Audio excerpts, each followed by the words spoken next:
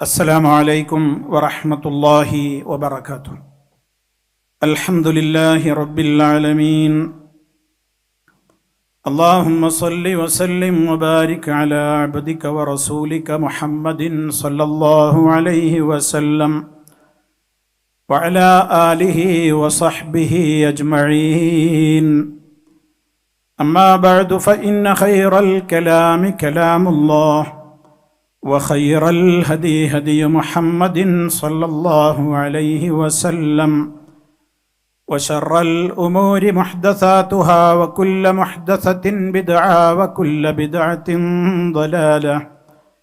يا أيها الذين آمنوا اتقوا الله حق تقاته ولا تموتن إلا وأنتم مسلمون.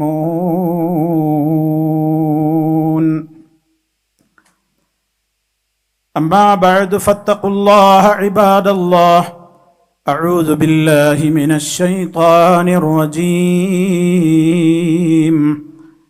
الذين آمنوا وتطمئن قلوبهم بذكر الله ألا بذكر الله تطمئن القلوب.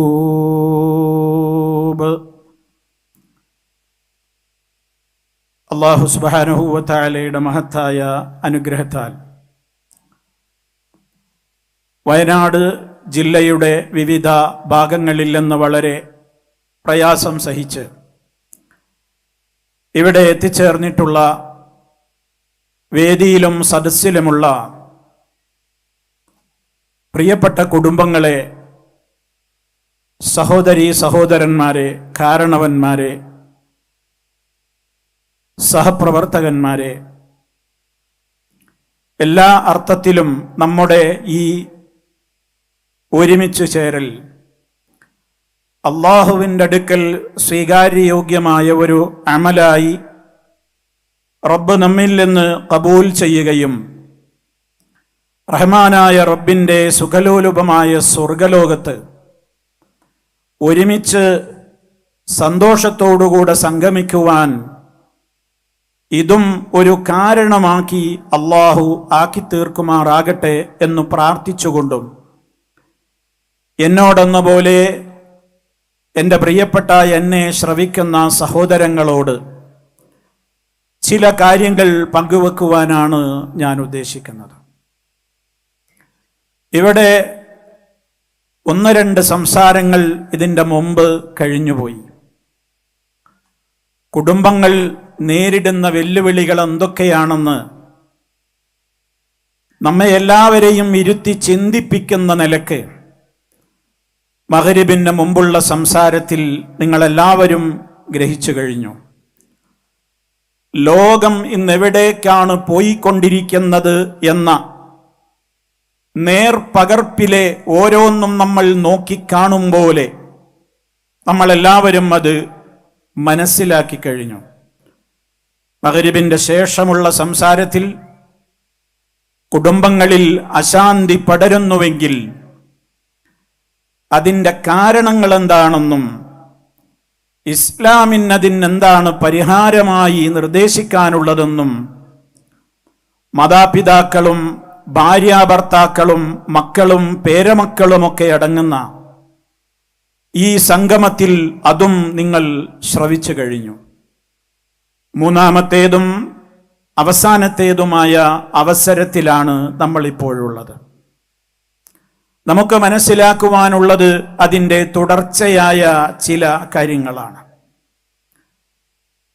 നമുക്ക് എല്ലാവർക്കും വലിയ ആഗ്രഹത്തോടെ നമ്മൾ സദാ പ്രാർത്ഥിച്ചു കൊണ്ടിരിക്കുന്ന ഒരു കാര്യമുണ്ട്. എനിക്ക് സ്വർഗം കിട്ടണം, എൻ്റെ ഉമ്മ ആ സ്വർഗത്തിൽ കൂടെയുണ്ടാകണം, എൻ്റെ ഉപ്പ കൂടെയുണ്ടാകണം, എൻ്റെ മോളുണ്ടാവണം, മകനുണ്ടാവണം, പേരക്കുട്ടികളുണ്ടാകണം, എല്ലാവരും ഉണ്ടാകണം.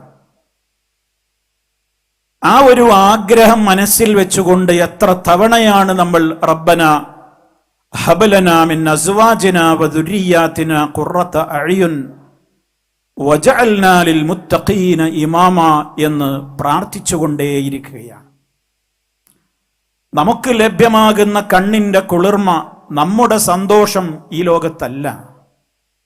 ഇവിടെയും നമുക്കത് ആഗ്രഹിക്കുന്നുവെങ്കിലും നമ്മുടെ ആഗ്രഹങ്ങൾ ഇതിനേക്കാളെല്ലാം അപ്പുറമാണ്. സന്തോഷത്തോടെ ആനന്ദത്തോടെ കുടുംബമൊന്നിച്ച് നമുക്ക് സ്വർഗത്തിലെത്തണമല്ലോ. അതിന് എന്ത് വേണം എന്നാണ് എനിക്ക് എന്നോടും നിങ്ങളോടും കുറച്ച് സമയം സംസാരിക്കുവാനുള്ളത്. സഹോദരങ്ങളെ, നമ്മളെല്ലാവരും ഓരോ കുടുംബത്തിൽ നിന്ന് വന്നെത്തിയവരാണിവിടെ. എനിക്ക് എൻ്റെ കുടുംബത്തിൽ, അതേപോലെ നിങ്ങൾക്ക് ഓരോരുത്തർക്കും നിങ്ങളുടെ കുടുംബത്തിൽ, നമ്മളൊക്കെ ഓരോ ദിവസവും എനിക്ക് സന്തോഷം വർദ്ധിക്കണം, സമാധാനമുണ്ടാകണം എന്ന് ആഗ്രഹിക്കുകയാണ്. അങ്ങനെ ആഗ്രഹിക്കുന്ന നമ്മൾ നമ്മുടെ വീട്ടിൽ പുലർത്തേണ്ടുന്ന ചില കാര്യങ്ങളാണ് എനിക്ക് ഓർമ്മപ്പെടുത്താനുള്ളത്. സഹോദരങ്ങളെ, ഒരു ദിവസം തുടങ്ങുന്നത് എപ്പോഴാണ്? നമ്മുടെ ഉണർച്ചയോടുകൂടെയാണ്. രാത്രിയിൽ ശുദ്ധിയോടെ ഉറങ്ങാൻ കിടന്ന് നീണ്ട സുഖകരമായ നിദ്രയ്ക്ക് ശേഷം നമ്മൾ നമ്മുടെ സുബഹിയോടടുത്ത സമയത്ത് നമ്മുടെ വീടുകളിൽ ഉണരാൻ ആരംഭിക്കുകയാണ്. അല്ലെങ്കിൽ അങ്ങനെയാണ് വേണ്ടത്. സുബഹിക്ക് മുമ്പേ ലൈറ്റുകൾ തെളിയുന്ന വീടുകളാവണം.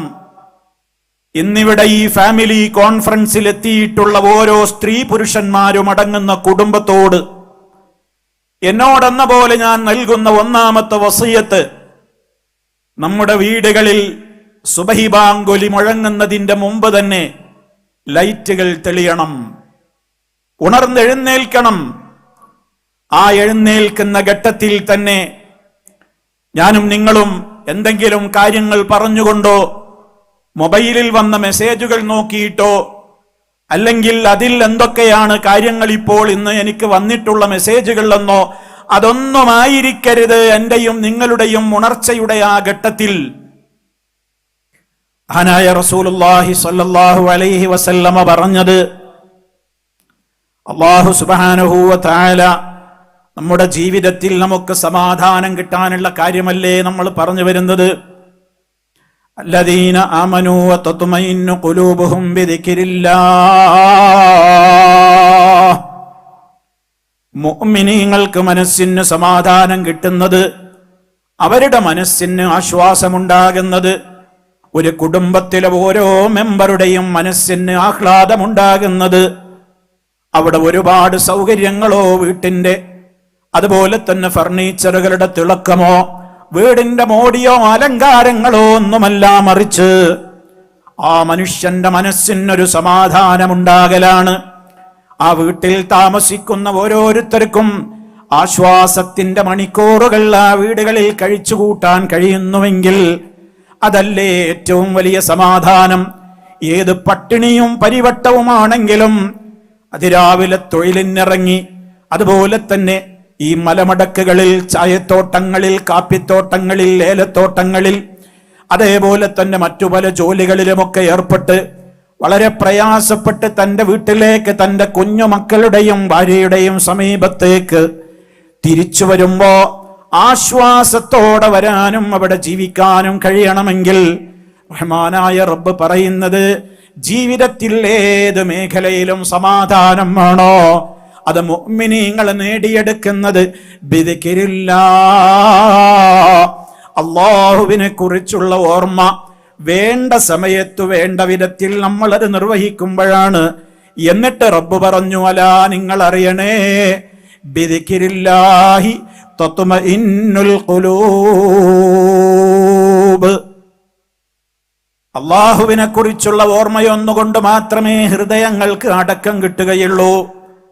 ഏത് പ്രതിസന്ധിയുണ്ടോ, ഏത് പ്രശ്നങ്ങളുണ്ടോ, നമ്മൾ നമ്മുടെ റബ്ബിനോടാണ് പറയുന്നത്. നിങ്ങൾ നോക്കൂ, നമുക്ക് നമ്മുടെ ജീവിതത്തിൽ എത്രയാണ് ദിക്റുകൾ നിശ്ചയിക്കപ്പെട്ടിട്ടുള്ളത്.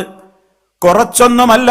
റബ്ബ് പറയുന്നുണ്ട്, യാ അയ്യുഹല്ലദീന ആമനൂ, ഓ സത്യവിശ്വാസികളെ, ഉദ്കുറുല്ലാഹ ദിക്റൻ കസീറാ, നിങ്ങൾ അല്ലാഹുവിനെ ധാരാളമായി ഓർക്കണേ. അള്ളാഹനെ ഓർക്കേണ്ട കാര്യം പറയുന്നിടത്തൊക്കെ റബ്ബിങ്ങനെ കസീറ കസീറ എന്ന വാക്ക് ഇങ്ങനെ പറയുന്നത് കാണാം. എന്തേ അത് കുറച്ചൊന്നും പോരാ, ഏതാനും സമയത്തേക്ക് പോരാ. അത് നമ്മുടെ ജീവിതത്തിന്റെ ഭാഗമാണത്. നമ്മുടെ ശ്വാസോച്ഛ്വാസം പോലെ നമ്മുടെ ജീവന്റെ നിലനിൽപ്പിന് ആവശ്യമാണത് എന്ന് പറയുമ്പോൾ, അതാ നമ്മൾ പ്രഭാതത്തിൽ തന്നെ ഉണരുന്ന വേളയിൽ നമുക്ക് റബ്ബിനെ സ്തുതിച്ചുകൊണ്ട് അൽഹംദുലില്ലാഹ് അല്ലദീ അഹ്യാനാ ബഅദമാ അമാതനാ വഇലൈഹിൻ നുശൂർ. ഞാനതിന്റെ അർത്ഥം വിശദീകരിക്കുന്നില്ല, എനിക്ക് കുറച്ച് കാര്യങ്ങൾ പറയാനുള്ളത് കൊണ്ട്. അതേപോലെ തന്നെ അൽഹംദുലില്ലാഹ് അല്ലദീ അഅഫാനി ഫീ ജസദി വറദ്ദ അലയ്യ റൂഹി വഅദ്ന ലീ ബിദിക്രിഹി. അതൊക്കെയും ഉണരുന്ന വേളയിൽ പെട്ടെന്ന് നമ്മൾ പറയുന്ന ദിക്റുകളാണ്. എന്നാൽ അതോടൊപ്പം പലരും ശ്രദ്ധിക്കാതെ പോകുന്ന ഒരു കാര്യത്തിലേക്ക് ഞാൻ പോവുകയാണ്. നബി സല്ലല്ലാഹു അലൈഹി വസല്ലം പറഞ്ഞു, ആരെങ്കിലും രാത്രിയിൽ അതാ ഇങ്ങനെ അവൻ സുബഹിയുടെ മുമ്പ് തന്നെ അവൻ ഉണരുകയാണ്. ഒരുപക്ഷെ പെട്ടെന്ന് അവൻ ചിലപ്പോൾ എഴുന്നേൽക്കുന്നൊന്നും ഉണ്ടാവില്ല. ഒരു ഉണർച്ച അവന് കിട്ടി, നേരം ഇനിയും ചിലപ്പോൾ പ്രഭാതത്തിനുണ്ടാകാം. ഏതോ ആകട്ടെ, അങ്ങനെ പെട്ടെന്നൊന്ന് ഉണർന്നു. ഇനി ആ ഉണർച്ചയിൽ അവൻ ഉടൻ തന്നെ പറയുന്നു, ലാ ഇലാഹ ഇല്ലല്ലാഹ് വഹ്ദഹു ലാ ശരീക ലഹ് ലഹുൽ മുൽക്കു വലഹുൽ ഹംദ് വഹുവ അലാ കുല്ലി ശൈഇൻ ഖദീർ. അൽഹംദുലില്ലാഹ് വസുബ്ഹാനല്ലാഹ് വലാ ഇലാഹ ഇല്ലല്ലാഹ് വല്ലാഹു അക്ബർ വലാ ഹൗല വലാ ഖുവത ഇല്ലാ ബില്ലാഹ്. ഈ ദിക്റവൻ പറയുന്നു. അതോടൊപ്പം അവൻ റബ്ബിനോട് ദുആ ചെയ്യുകയാണ്, അല്ലാഹുമ്മ ഗ്ഫിർലീ, അല്ലാഹുവേ നീ എനിക്ക് പുറത്തു തരണേ. ഇനി അതല്ലെങ്കിൽ ഇനി അതൊന്നുമല്ല, അവന് ദുന്യാവിന്റെ എന്തോ കാര്യങ്ങൾ ചോദിക്കാനുണ്ടവൻ ചോദിക്കുകയാണ്, ദുആ ചെയ്യുകയാണ്. അല്ലെങ്കിൽ ആഖിറത്തിന്റെ കാര്യം അവൻ ദുആ ചെയ്യുകയാണ്. എന്തെന്ത് പ്രശ്നമാകട്ടെ അവൻ ദുആ ചെയ്യുകയാണ്. ആ സമയത്ത് നബി തങ്ങൾ പറയുന്നു, ഉസ്തുജീബ ലഹു, ആ ദുആക്ക് ഇജാബത്ത് കിട്ടും, ആ ദുആക്ക് ഉത്തരം കിട്ടും. തീർന്നില്ല, ഇനി അവൻ എഴുന്നേറ്റ് നിസ്കരിക്കാനാണ് അവൻ തയ്യാറാകുന്നതെങ്കിലോ അവനതാ പോയി ഉളു എടുക്കുകയാണ്.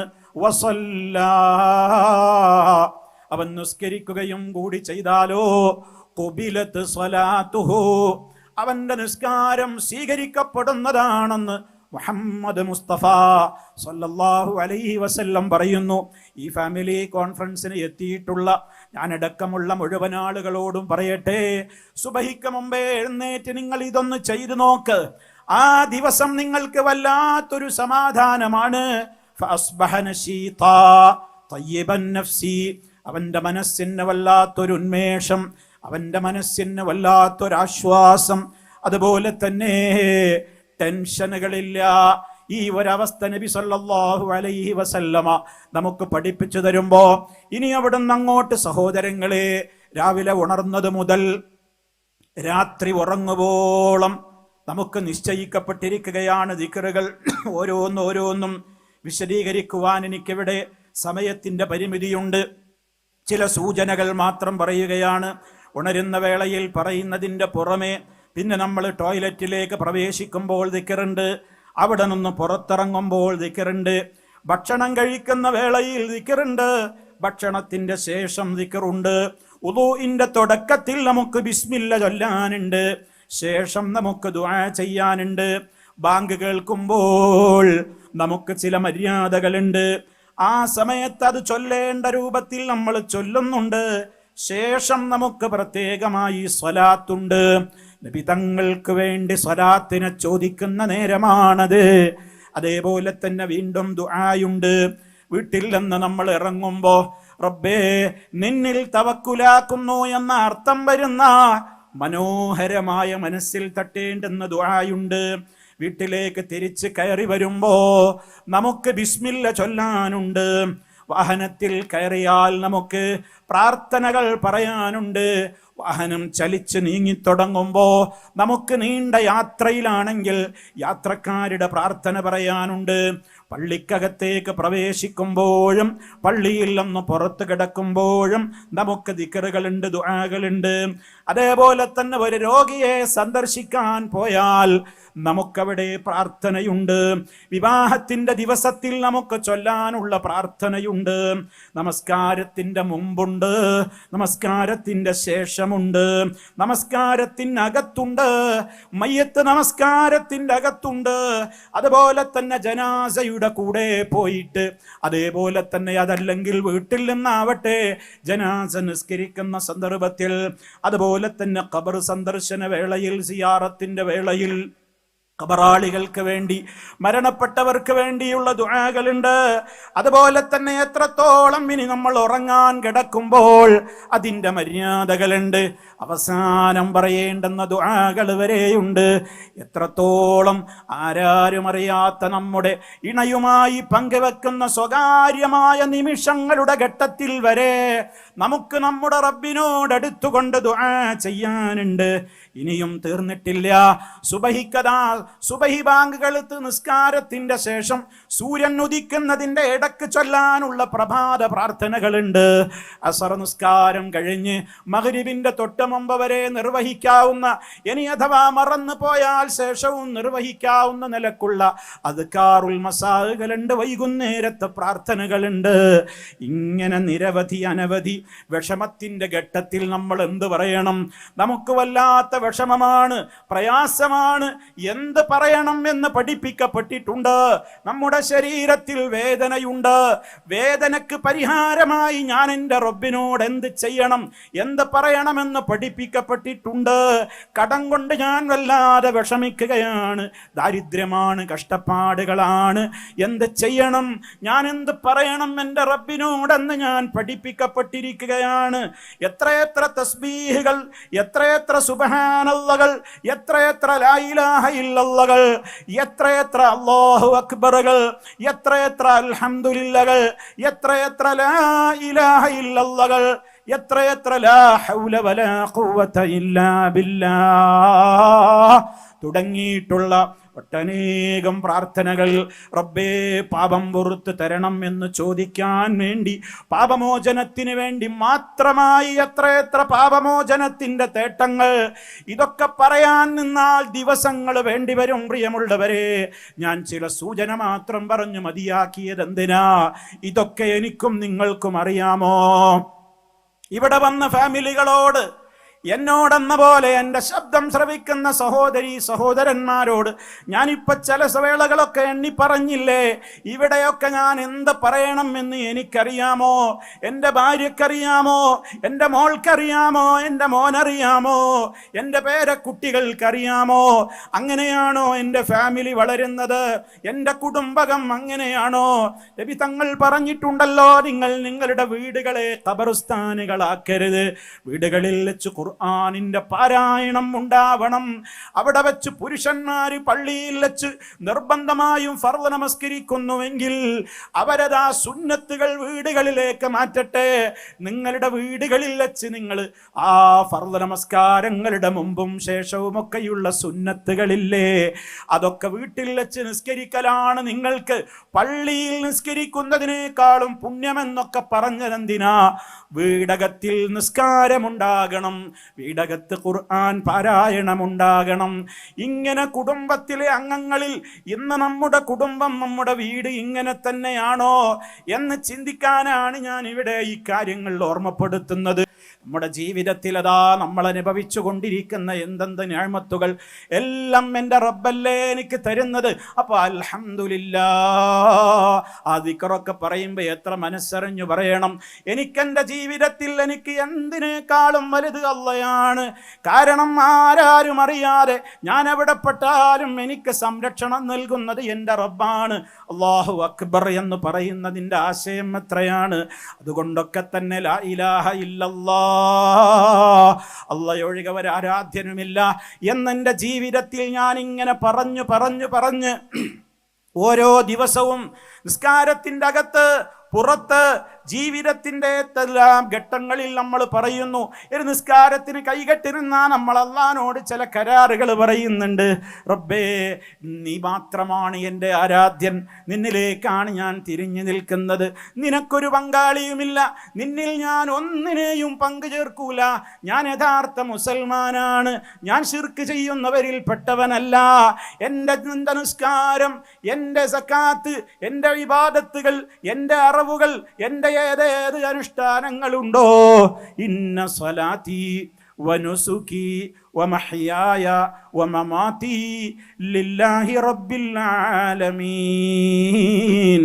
സർവലോക പരിപാലകനായ അല്ലാഹുവിൻ്റെ പൊരുത്തത്തിൽ മാത്രമേ ഞാൻ ജീവിക്കൂ, അങ്ങനെയായിരിക്കും ഞാൻ മരിക്കുക എന്നൊക്കെ തുടങ്ങിയിട്ടുള്ള ഏതേത് കാര്യങ്ങളാ പറഞ്ഞുകൊണ്ടിരിക്കുന്നത്. എത്രയെത്ര ദുആകളാണ് നമ്മൾ റബ്ബിനോട് നിസ്കാരത്തിൻ്റെ അകത്ത് പുറത്ത് ഒക്കെ നിർവഹിച്ചു കൊണ്ടിരിക്കുന്നത്. ഞാൻ നീട്ടിപ്പറയുകയല്ല, ചിന്തിക്കാൻ വേണ്ടി ഓർമ്മപ്പെടുത്തുന്നു. എൻ്റെ ഈ ശബ്ദം ശ്രവിക്കുന്ന മുഴുവൻ ആളുകളും ചിന്തിക്കുക.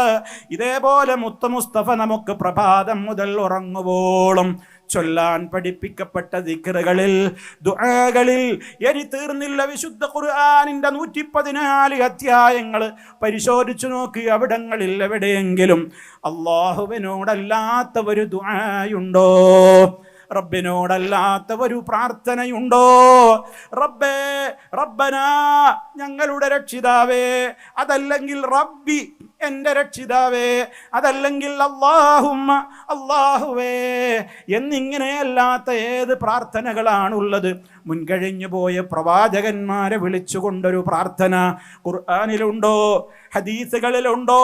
നമ്മൾ ചൊല്ലി വരുന്ന ഈ ദിക്റുകളിലുണ്ടോ? ഇല്ലല്ലോ, എവിടെയും കാണാൻ കഴിയുന്നില്ല. ഇനി നിങ്ങൾ ആലോചിച്ചു നോക്കൂ, എത്രയെത്ര നബിമാരുടെ ദുആകൾ ഖുർആനിൽ. ആദം അലൈഹിസ്സലാമിൻ്റെത്, നൂഹ് നബി അലൈഹിസ്സലാമിൻ്റെത്, അതേപോലെ തന്നെ ഇബ്രാഹിം അലൈഹിസ്സലാമിൻ്റെത്, മൂസ നബിയുടേത്, ഈസാ നബിയുടേത്, അതുപോലെ തന്നെ യൂനുസ് നബിയുടേത്, യൂസുഫ് നബിയുടേത്, സക്കരിയ നബിയുടേത് അലൈഹിമുസ്സലാത്തു വസ്സലാം.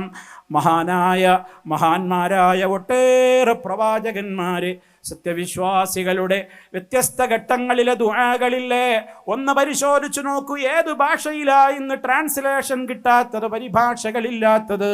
ഒന്ന് മറിച്ചു നോക്കൂ. റബ്ബിനോടല്ലാത്ത ഒരു തേട്ടം നമുക്ക് കാണാനാകുമോ? ഇനി ചിന്തിക്ക.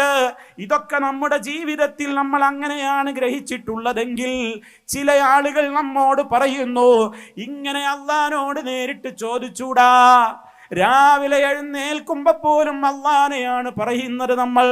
എല്ലാ ഘട്ടങ്ങളിലും ഇനി അവസാനം ഉറങ്ങുന്ന വേളയിൽ ആമൻതു ബികിതാബികല്ലദീ അൻസൽത വബിനബിയികല്ലദീ അർസൽത. അവസാനം നമ്മുടെ വാക്ക് അതായിരിക്കണം. ഉറങ്ങുന്നതിൻ്റെ മുമ്പെന്ന് മുത്ത് മുസ്തഫ സ്വല്ലല്ലാഹു അലൈഹി വസല്ലം പറയുമ്പോൾ അവിടെയും നിങ്ങൾ നോക്ക്, റബ്ബിനോടല്ലാത്ത ഒരു ദുആ അവിടെ എവിടെയാണ്? അതാണ് നമ്മൾ ചിന്തിക്കേണ്ടുന്ന ഒരു കാര്യം. എന്നിട്ട് മതി നമ്മളോട് ഈ വാശിയും വൈരാഗ്യവും ഒക്കെ പലരും വെച്ചു പുലർത്താൻ. നിങ്ങൾ ചിന്തിക്കണം, മുൻവിധിയോടുകൂടിയല്ല നിങ്ങൾ എൻ്റെ ഈ സംസാരം ശ്രവിക്കേണ്ടത്. നമ്മൾ ആലോചിച്ചു നോക്ക്. നമുക്ക് പഠിക്കാൻ അല്ലാഹു അവതരിപ്പിച്ച പരിശുദ്ധ ഖുർആൻ, അതിൻ്റെ ആധികാരികമായി നമുക്ക് വ്യാഖ്യാനിച്ചിരുന്ന മഹാനായ മുഹമ്മദ് മുസ്തഫ സല്ലല്ലാഹു അലൈഹി വസല്ലം ഇവിടുന്ന് പഠിപ്പിച്ചിരുന്ന ഒരൊറ്റ ദിക്റുകളിലും റബ്ബല്ലാത്തവരോടുള്ള ഒരു പ്രാർത്ഥനയില്ല എന്ന് വ്യക്തമായി കഴിഞ്ഞാൽ, ആ റബ്ബിനോട് നേരിട്ട് ചോദിച്ചാൽ ആ റബ്ബ് നമുക്ക് ഉത്തരം ചെയ്യൂല എന്ന് ഇനി നമ്മളോട് ആരെങ്കിലും പറയാൻ വന്നാൽ അത് അംഗീകരിക്കാൻ നമുക്കിനി പറ്റുമോ ഉമ്മ? അത് അംഗീകരിക്കാൻ ഇനി പറ്റുമോ ഉപ്പ നമുക്ക്? നിങ്ങൾ നോക്ക്, നമ്മുടെ മുത്ത് മുസ്തഫ പഠിപ്പിച്ച ആയിരക്കണക്കിന് ദിക്റുകളിൽ എവിടെയും, ദുആകളിൽ എവിടെയും, ഖുർആനിൽ കാണുന്ന ദുആ ദിക്റുകളിൽ എവിടെയും അല്ലാഹുവിനോട് നേരിട്ടല്ലാത്ത ഒരു ദുആ ഇല്ലെങ്കിൽ, ഇപ്പൊ ചില ആളുകൾ വന്നിട്ട് പറയാണ് നമ്മളോട്, നിങ്ങൾ അങ്ങനെ അല്ലാഹുവിനോട് നേരിട്ടൊന്നും ചോദിച്ചിട്ട് കാര്യമല്ല, കാരണം നമ്മളൊക്കെ പാപികളാണ്, സാധുക്കളാണ്, തെറ്റുകൾ ചെയ്യുന്നവരാണ്, അതുകൊണ്ട് അള്ളാഹിനോട് നമ്മൾ അങ്ങനെയാണ് പറഞ്ഞാലൊന്നും അള്ളാഹ് കേൾക്കൂല. അതുകൊണ്ട് മരിച്ചു മൺമറഞ്ഞുപോയ മഹാത്മാക്കളോട് നമ്മുടെ കാര്യം ആദ്യം പറയണം. അവര് നമ്മെ അള്ളാഹുവിനോട് പറഞ്ഞോളും, അവര് അള്ളാഹുവിൽ നിന്ന് കാര്യം നേടിത്തരും. അല്ലാതെ നേർക്ക് നേരെ എന്റെ പാപം പൊറുക്കണേ എന്ന് പറഞ്ഞിട്ട് കാര്യമല്ല, അള്ളാഹുവേ എന്റെ രോഗം ശിഫയാക്കണേ എന്ന് പറഞ്ഞിട്ട് കാര്യമല്ല, എന്റെ കടങ്ങൾ വീട്ടിത്തരണേ എന്ന് പറഞ്ഞിട്ട് കാര്യമില്ല. മറിച്ച് എന്ത് ചെയ്യണം? ആദ്യം നീ നബിതങ്ങളോട് ചോദിക്ക, അതല്ലെങ്കിൽ മടവൂരിനോട് ചോദിക്ക, അതല്ലെങ്കിൽ മമ്പുറത്തെ തങ്ങളോട് ചോദിക്ക, അതല്ലെങ്കിൽ ആരോടൊക്കെയാണോ പറയപ്പെടുന്നതെങ്കിൽ അവരോടൊക്കെ ചോദിക്ക്. അങ്ങനെ അവരല്ലാനോട് പറഞ്ഞ് കാര്യം നേടിത്തരും. അതല്ലാത്ത വഴി സ്വീകരിച്ചാൽ നീ പഴച്ചു പോകും, നീ പുത്തൻവാദിയാകും എന്ന് പറയുന്ന ആളുകളുണ്ട് ഇവിടെ. അത് സമൂഹത്തോട് പറയുന്നവരുണ്ട്. അവര് പറയുന്നു, ഞങ്ങളാണ് അഹ്ലുസുന്നത്തി വൽ ജമാ, നമ്മുടെ കയ്യിലുള്ളതാണ് യഥാർത്ഥത്തിലുള്ള സുന്നത്ത് ജമാഅത്ത്. ഈ വടുവഞ്ചാലിൽ ഇതാ ഒരുമിച്ച് കൂടിയ എൻ്റെ സഹോദരങ്ങളോട് ഞാൻ പറയട്ടെ, നമ്മെക്കുറിച്ച് എന്തൊക്കെ തെറ്റിദ്ധാരണകളാണ് നാടൊട്ടാകെ പരത്തുന്നത്. ഇവരതാ ഒരു നാട്ടിൽ ഐക്യം തകർക്കുന്ന ആളുകളാണ്. നല്ല നിലക്ക് കഴിച്ചുകൂട്ടുന്നൊരു മഹല്ലുകളിൽ അവിടെ ഭിന്നിപ്പുണ്ടാക്കാൻ വരുന്നവരാണ് ഇവര്.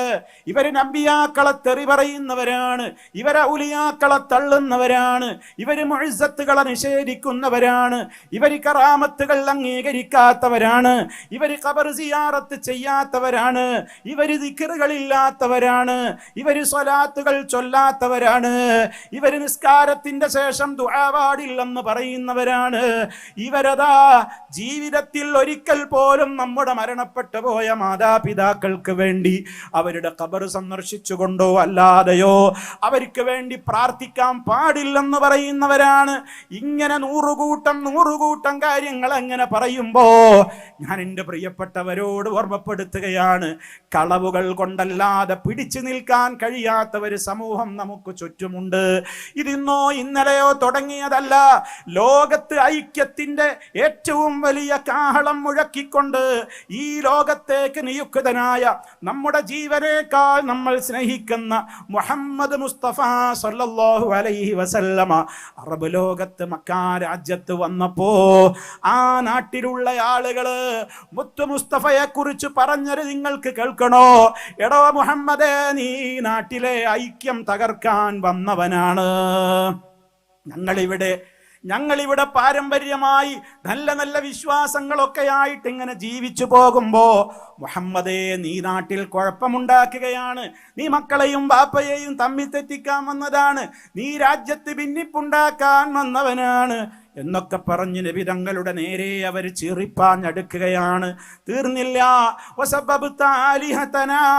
ഞങ്ങൾ വിളിച്ചു പ്രാർത്ഥിച്ചു കൊണ്ടിരിക്കുന്ന ഞങ്ങളുടേതായ ആരാധ്യന്മാരുണ്ട്, അവരെയൊക്കെ മുഹമ്മദേ നീ തെറി പറയുകയാണ്, നീ അവരെ കുറ്റം പറയുകയാണ്, നീ അവരെ ചീത്ത വിളിക്കുകയാണ്. മുഹമ്മദ് മുസ്തഫ സല്ലല്ലാഹു അലൈഹി വസല്ലമ ഒരു കുടുംബത്തിലും ഭിന്നിപ്പുണ്ടാക്കിയിട്ടില്ല, ഒരു നാട്ടിലും ഭിന്നിപ്പുണ്ടാക്കിയിട്ടില്ല. ഏതെങ്കിലും ഒരു ആളുകളെ മുഖത്തു നോക്കിയോ അല്ലാതെയോ ആരെയും അവിടുന്ന് തെറി വിളിച്ചിട്ടില്ല, ചീത്ത പറഞ്ഞിട്ടില്ല. അവര് വിളിച്ചു പ്രാർത്ഥിച്ചു കൊണ്ടിരിക്കുന്ന ലാത്തയെ ചീത്ത പറഞ്ഞിട്ടില്ല, ഉസ്സയെ ചീത്ത പറഞ്ഞിട്ടില്ല, ഇബ്രാഹിം നബിയെ ചീത്ത പറഞ്ഞിട്ടില്ല. കാരണം ഇബ്രാഹിം നബിയുടെ പേരിലും കഅബാലയത്തിന്റെ അകത്ത് ചിത്രങ്ങളും അതേപോലെ തന്നെയുള്ള രൂപങ്ങളും ഒക്കെ മുശ്രിക്കുകൾ വെച്ചിരുന്നു. അങ്ങനെയുള്ള ആളെ ആരെയും അള്ളാന്റെ റസൂല് ഓമതിച്ചില്ല. പിന്നെ എന്തേ ആ നാട്ടുകാരങ്ങനെ പറയാൻ കാരണം? പിന്നെ എന്തേ നബിയെ കുറിച്ച് അവരങ്ങനെ പറയാൻ കാരണം? അവരിതുവരെ ചുറ്റുപാടുകളിലൂടെ ജീവിച്ചു പോന്നിട്ടുള്ള അവരുടെ പാരമ്പര്യ വിശ്വാസം, ജനങ്ങളെ, നിങ്ങൾ റബ്ബിനെ കൂടാതെ റബ്ബിനോടും നിങ്ങൾ പ്രാർത്ഥിക്കുന്നുണ്ട്, മറ്റുള്ളവരോടും പ്രാർത്ഥിക്കുന്നുണ്ട്. അത് പാടില്ല. പ്രാർത്ഥന അള്ളാഹുവിനോട് മാത്രമേ ആകാവൂ. അത് പ്രഖ്യാപിക്കാനും കൂടിയാണ് ഞാൻ വന്നത്. ഖുൽ, നബിയെ പറയൂ, അള്ളാഹ് ഏൽപ്പിച്ചത് പറയാണ് മുത്ത മുസ്തഫ. ഇന്നമാ അദ്ഉ റബ്ബി വലാ ഉശ്രികു ബിഹി അഹദാ. ഞാൻ എൻ്റെ യജമാനനായ എന്നെ സൃഷ്ടിച്ച എൻ്റെ റബ്ബായ അള്ളാഹുവിനോട് മാത്രമേ ഞാൻ ദുആ ചെയ്യൂ. അവനോട് മാത്രമേ ഞാൻ പ്രാർത്ഥിക്കുകയുള്ളൂ, അവനിൽ ഞാൻ മറ്റാരെയും പങ്കുചേർക്കുകയില്ല എന്ന് നബി തങ്ങൾ പറഞ്ഞപ്പോ അതാ നാട്ടിലെ ആളുകൾക്ക് ദഹിച്ചില്ല. അവർ പറഞ്ഞു, മുഹമ്മദേ, ഞങ്ങൾ ഇതുവരെ ഞങ്ങളുടെ വാപ്പപ്പാപ്പമാരായിട്ട് ഞങ്ങൾ പലരോടും പ്രാർത്ഥിച്ചവരാണ്, പലർക്കും അറിവ് നടത്തിയവരാണ്, പലരുടെയും മുമ്പിൽ സുജൂദ് ചെയ്തവരാണ്, പലരുടെയും ചുറ്റും തവാഫ് ചെയ്തവരാണ്, പലർക്കും വേണ്ടി നേർച്ച വഴിപാടുകൾ കൊടുത്തവരാണ്. അതൊക്കെ പാടില്ലെന്ന് പറയുമ്പോ നീ ആ മഹാത്മാക്കളെയൊക്കെ നീ ചീത്ത പറയുകയല്ലേ? കണ്ടോ, ഇതാപ്പ മുഹമ്മദ് നബിയുടെ പേരിലുള്ള കംപ്ലൈന്റ്, അല്ലാതെ അള്ളാന്റെ റസൂൽ അവരെ ചീത്ത പറഞ്ഞതല്ല. നിങ്ങൾ നിങ്ങളുടെ ദുആകൾ അല്ലാഹുവിന് മാത്രം കൊടുക്കണേ, ഇത് പറഞ്ഞതാണ് കുഴപ്പം. അതുകൊണ്ട് തന്നെ അത് കേൾക്കാൻ പോകരുത് എന്നായി ആ നാട്ടിലെ പ്രമാണിമാര്. ആ നാട്ടിലെ ആളുകൾ, അവിടെയുണ്ടായിരുന്ന അന്നത്തെ ആളുകൾ അവരെന്ത് ചെയ്തു? അന്നത്തെ ആ നിലക്ക് ജനങ്ങളെ പഴപ്പിക്കാൻ നടന്നിരുന്ന പുരോഹിതന്മാര് ആ നാട്ടിലെ ജനങ്ങളോട് തിട്ടൂരമിറക്കി, ഒരൊറ്റ കുട്ടി കേൾക്കാൻ പോകരുത്, കേട്ടുപോകരുത്. മുഹമ്മദ് ഖുർആൻ ഓതുമ്പോ, അബൂബക്കർ സിദ്ദീഖ് ഖുർആൻ ഓതുമ്പോ കേൾക്കാൻ പോകരുത്. കാരണം എന്താ? ഇവന്മാരിവിടെ ഒരുപാട് നുണകൾ ഇങ്ങനെ റസൂലും സിദ്ദീഖുൽ അക്ബർ റളിയല്ലാഹു അൻഹു ഒക്കെ കേൾക്കാതെ പറഞ്ഞു പിടിപ്പിച്ചിട്ടുണ്ട്. അള്ളാന്റെ റസൂലിനെ കുറിച്ച്, ഇസ്ലാമിനെ കുറിച്ച് ഒരുപാട് നുണകൾ ഇവര് വീടൊട്ടാകെ പറഞ്ഞ് പ്രചരിപ്പിച്ചിട്ടുണ്ട്. അതൊക്കെ ആളുകൾ അങ്ങ് നേരിട്ട് മുഹമ്മദ് നബിയിൽ നിന്ന് കേട്ടുപോയാൽ ഇപ്പറഞ്ഞതൊക്കെ നുണയായിരുന്നു എന്ന കള്ളി വെളിച്ചത്താകുമല്ലോ. അതുകൊണ്ട് അന്നത്തെ പാതിരിമാര്, പുരോഹിതന്മാര് നാട്ടുകാരോട് പറഞ്ഞു, കേൾക്കാൻ പോകരുത്, കേട്ടുപോകരുത്, മുഹമ്മദിന്റെ ഒന്നും കേൾക്കാൻ പോകണ്ട. ഇനി അഥവാ നിങ്ങൾ കേട്ടുപോകുന്നുവെങ്കിൽ നിങ്ങൾ അവിടെ പോയിട്ട് ബഹളമുണ്ടാക്കണം. ഖുർആനാ പറയുന്നത്. നാട്ടിലെ അന്നത്തെ പുരോഹിതന്മാര് ജനങ്ങളോട് പറഞ്ഞതാ, ലാ തസ്മഊ ലിഹാദൽ ഖുർആൻ, ഈ ഖുർആൻ നിങ്ങൾ കേട്ടുപോകരുത്. ഇനി അഥവാ കേൾക്കുന്ന രൂപത്തിൽ അങ്ങനെ വല്ലതും തോന്നുകയാണെങ്കിൽ അത് കേൾക്കാതിരിക്കാൻ നിങ്ങൾ എന്തെങ്കിലും മാർഗങ്ങൾ, നിങ്ങൾ വല്ല ഒച്ചയും ബഹളമൊക്കെ ഉണ്ടാക്കിയിട്ട് അത് നിങ്ങളുടെ കാതിലേക്ക് വരാതെ നോക്കിക്കോ, അങ്ങനെയാണ് നിങ്ങൾക്ക് വിജയിക്കാൻ പറ്റുള്ളൂ എന്ന് അക്കാലഘട്ടത്തിലെ ആളുകൾ മുത്ത് മുസ്തഫയിൽ നിന്ന് ദീന് നേരിട്ട് കേട്ടാൽ മുത്ത് മുസ്തഫയെ കുറിച്ച് പറഞ്ഞു വരത്തിയ കള്ളങ്ങൾ ആ രൂപത്തിലുള്ളത് ഓരോന്നോരോന്നും പൊളിഞ്ഞു വീഴും എന്ന് ഭയപ്പെട്ടപ്പോ പറഞ്ഞുവെങ്കിൽ ആ താവഴിയുള്ള ആളുകൾ ഏത് കാലഘട്ടത്തിലും അത് തുടർന്നിട്ടുണ്ട്, തുടരുന്നുമുണ്ട്. പക്ഷേ ഇപ്പോൾ കാലം മാറി.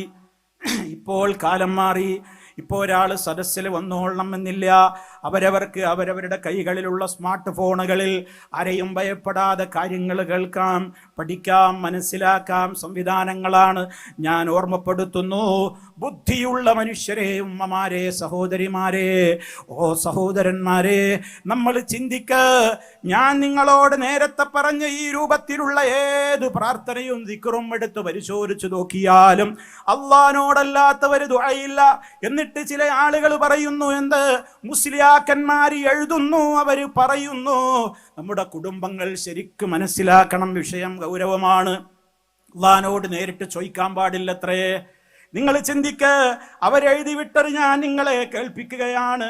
നിങ്ങളതൊന്ന് ശരിക്കും മനസ്സിലാക്കാൻ വേണ്ടിയാണ് ഞാൻ നിങ്ങളോട് അക്കാര്യം ഓർമ്മപ്പെടുത്തുന്നത്. അവരെഴുതി വിട്ട കാര്യം ഞാൻ പ്രത്യേകമായി നിങ്ങളുടെ ശ്രദ്ധയിലൊന്ന് കൊണ്ടുവരട്ടെ, കേട്ടോളൂ. അവരുടെ ഒരു പ്രസിദ്ധീകരണത്തിൽ വന്ന വരികളാണ് ഞാൻ വായിക്കുന്നത്. നമുക്ക് തിരുനബി സല്ലല്ലാഹു അലൈഹി വസല്ലമയോടല്ലാതെ ചോദിക്കാൻ അർഹതയില്ല. ശരിക്കും ശ്രദ്ധിക്കണം, അവരെഴുതിയതാണ്. നമുക്ക് തിരുനബി സല്ലല്ലാഹു അലൈഹി വസല്ലമയോടല്ലാതെ ചോദിക്കാൻ അർഹതയില്ല. പിന്നെ അള്ളാഹുവിനോട് ചോദിക്കാൻ റസൂലുള്ളാഹി സല്ലല്ലാഹു അലൈഹി വസല്ലമക്ക് മാത്രമേ അധികാരമുള്ളൂ. അള്ളാഹുവിലേക്കുള്ള കവാടമാണ് അവിടുന്ന് എന്നിങ്ങനെ പറഞ്ഞിട്ട് പിന്നെ അവസാനം പറയാണ്, ആ നബി തങ്ങളെ മറികടന്ന് നേരിട്ട് നാഥനോട് ചോദിക്കുവാൻ നമ്മൾ ആര്? നിങ്ങൾക്ക് മനസ്സിലായോ? മലയാളല്ലേ ഞാൻ നിങ്ങളോട് പറയുന്നത്. ഇത് അറബി കിതാബൊന്നുമല്ല, അവരുടെ പ്രസിദ്ധീകരണത്തിൽ നിന്നാണ് ഞാൻ വായിക്കുന്നത്. നമുക്ക് അല്ലാഹുവിനോട് ചോദിക്കാൻ അർഹതല്ല. അള്ളഹാനോട് ചോദിക്കാൻ അർഹതാകെ നബിക്കേയുള്ളൂ. അപ്പൊ നമ്മൾ ആദ്യം നബിയോട് പറയണം, ഇർതകബ്തു അലൽ ഖതാ ഗൈറ ഹസ്രിൻ വഅദദ് ലക അഷ്കു ഫീഹി യാ സയ്യിദി ഖൈറൻ നബി. മങ്കൂസ് മൗലിദുകൾ ഇവര് തള്ളുന്നു എന്നാണ് നമ്മുടെ പേരിലുള്ള പരാതി. എന്നിട്ട് പറയും ഇവർ റസൂലുള്ളാഹിയുടെ മദ്ഹ് പറയുന്നതിനെതിരാണ്.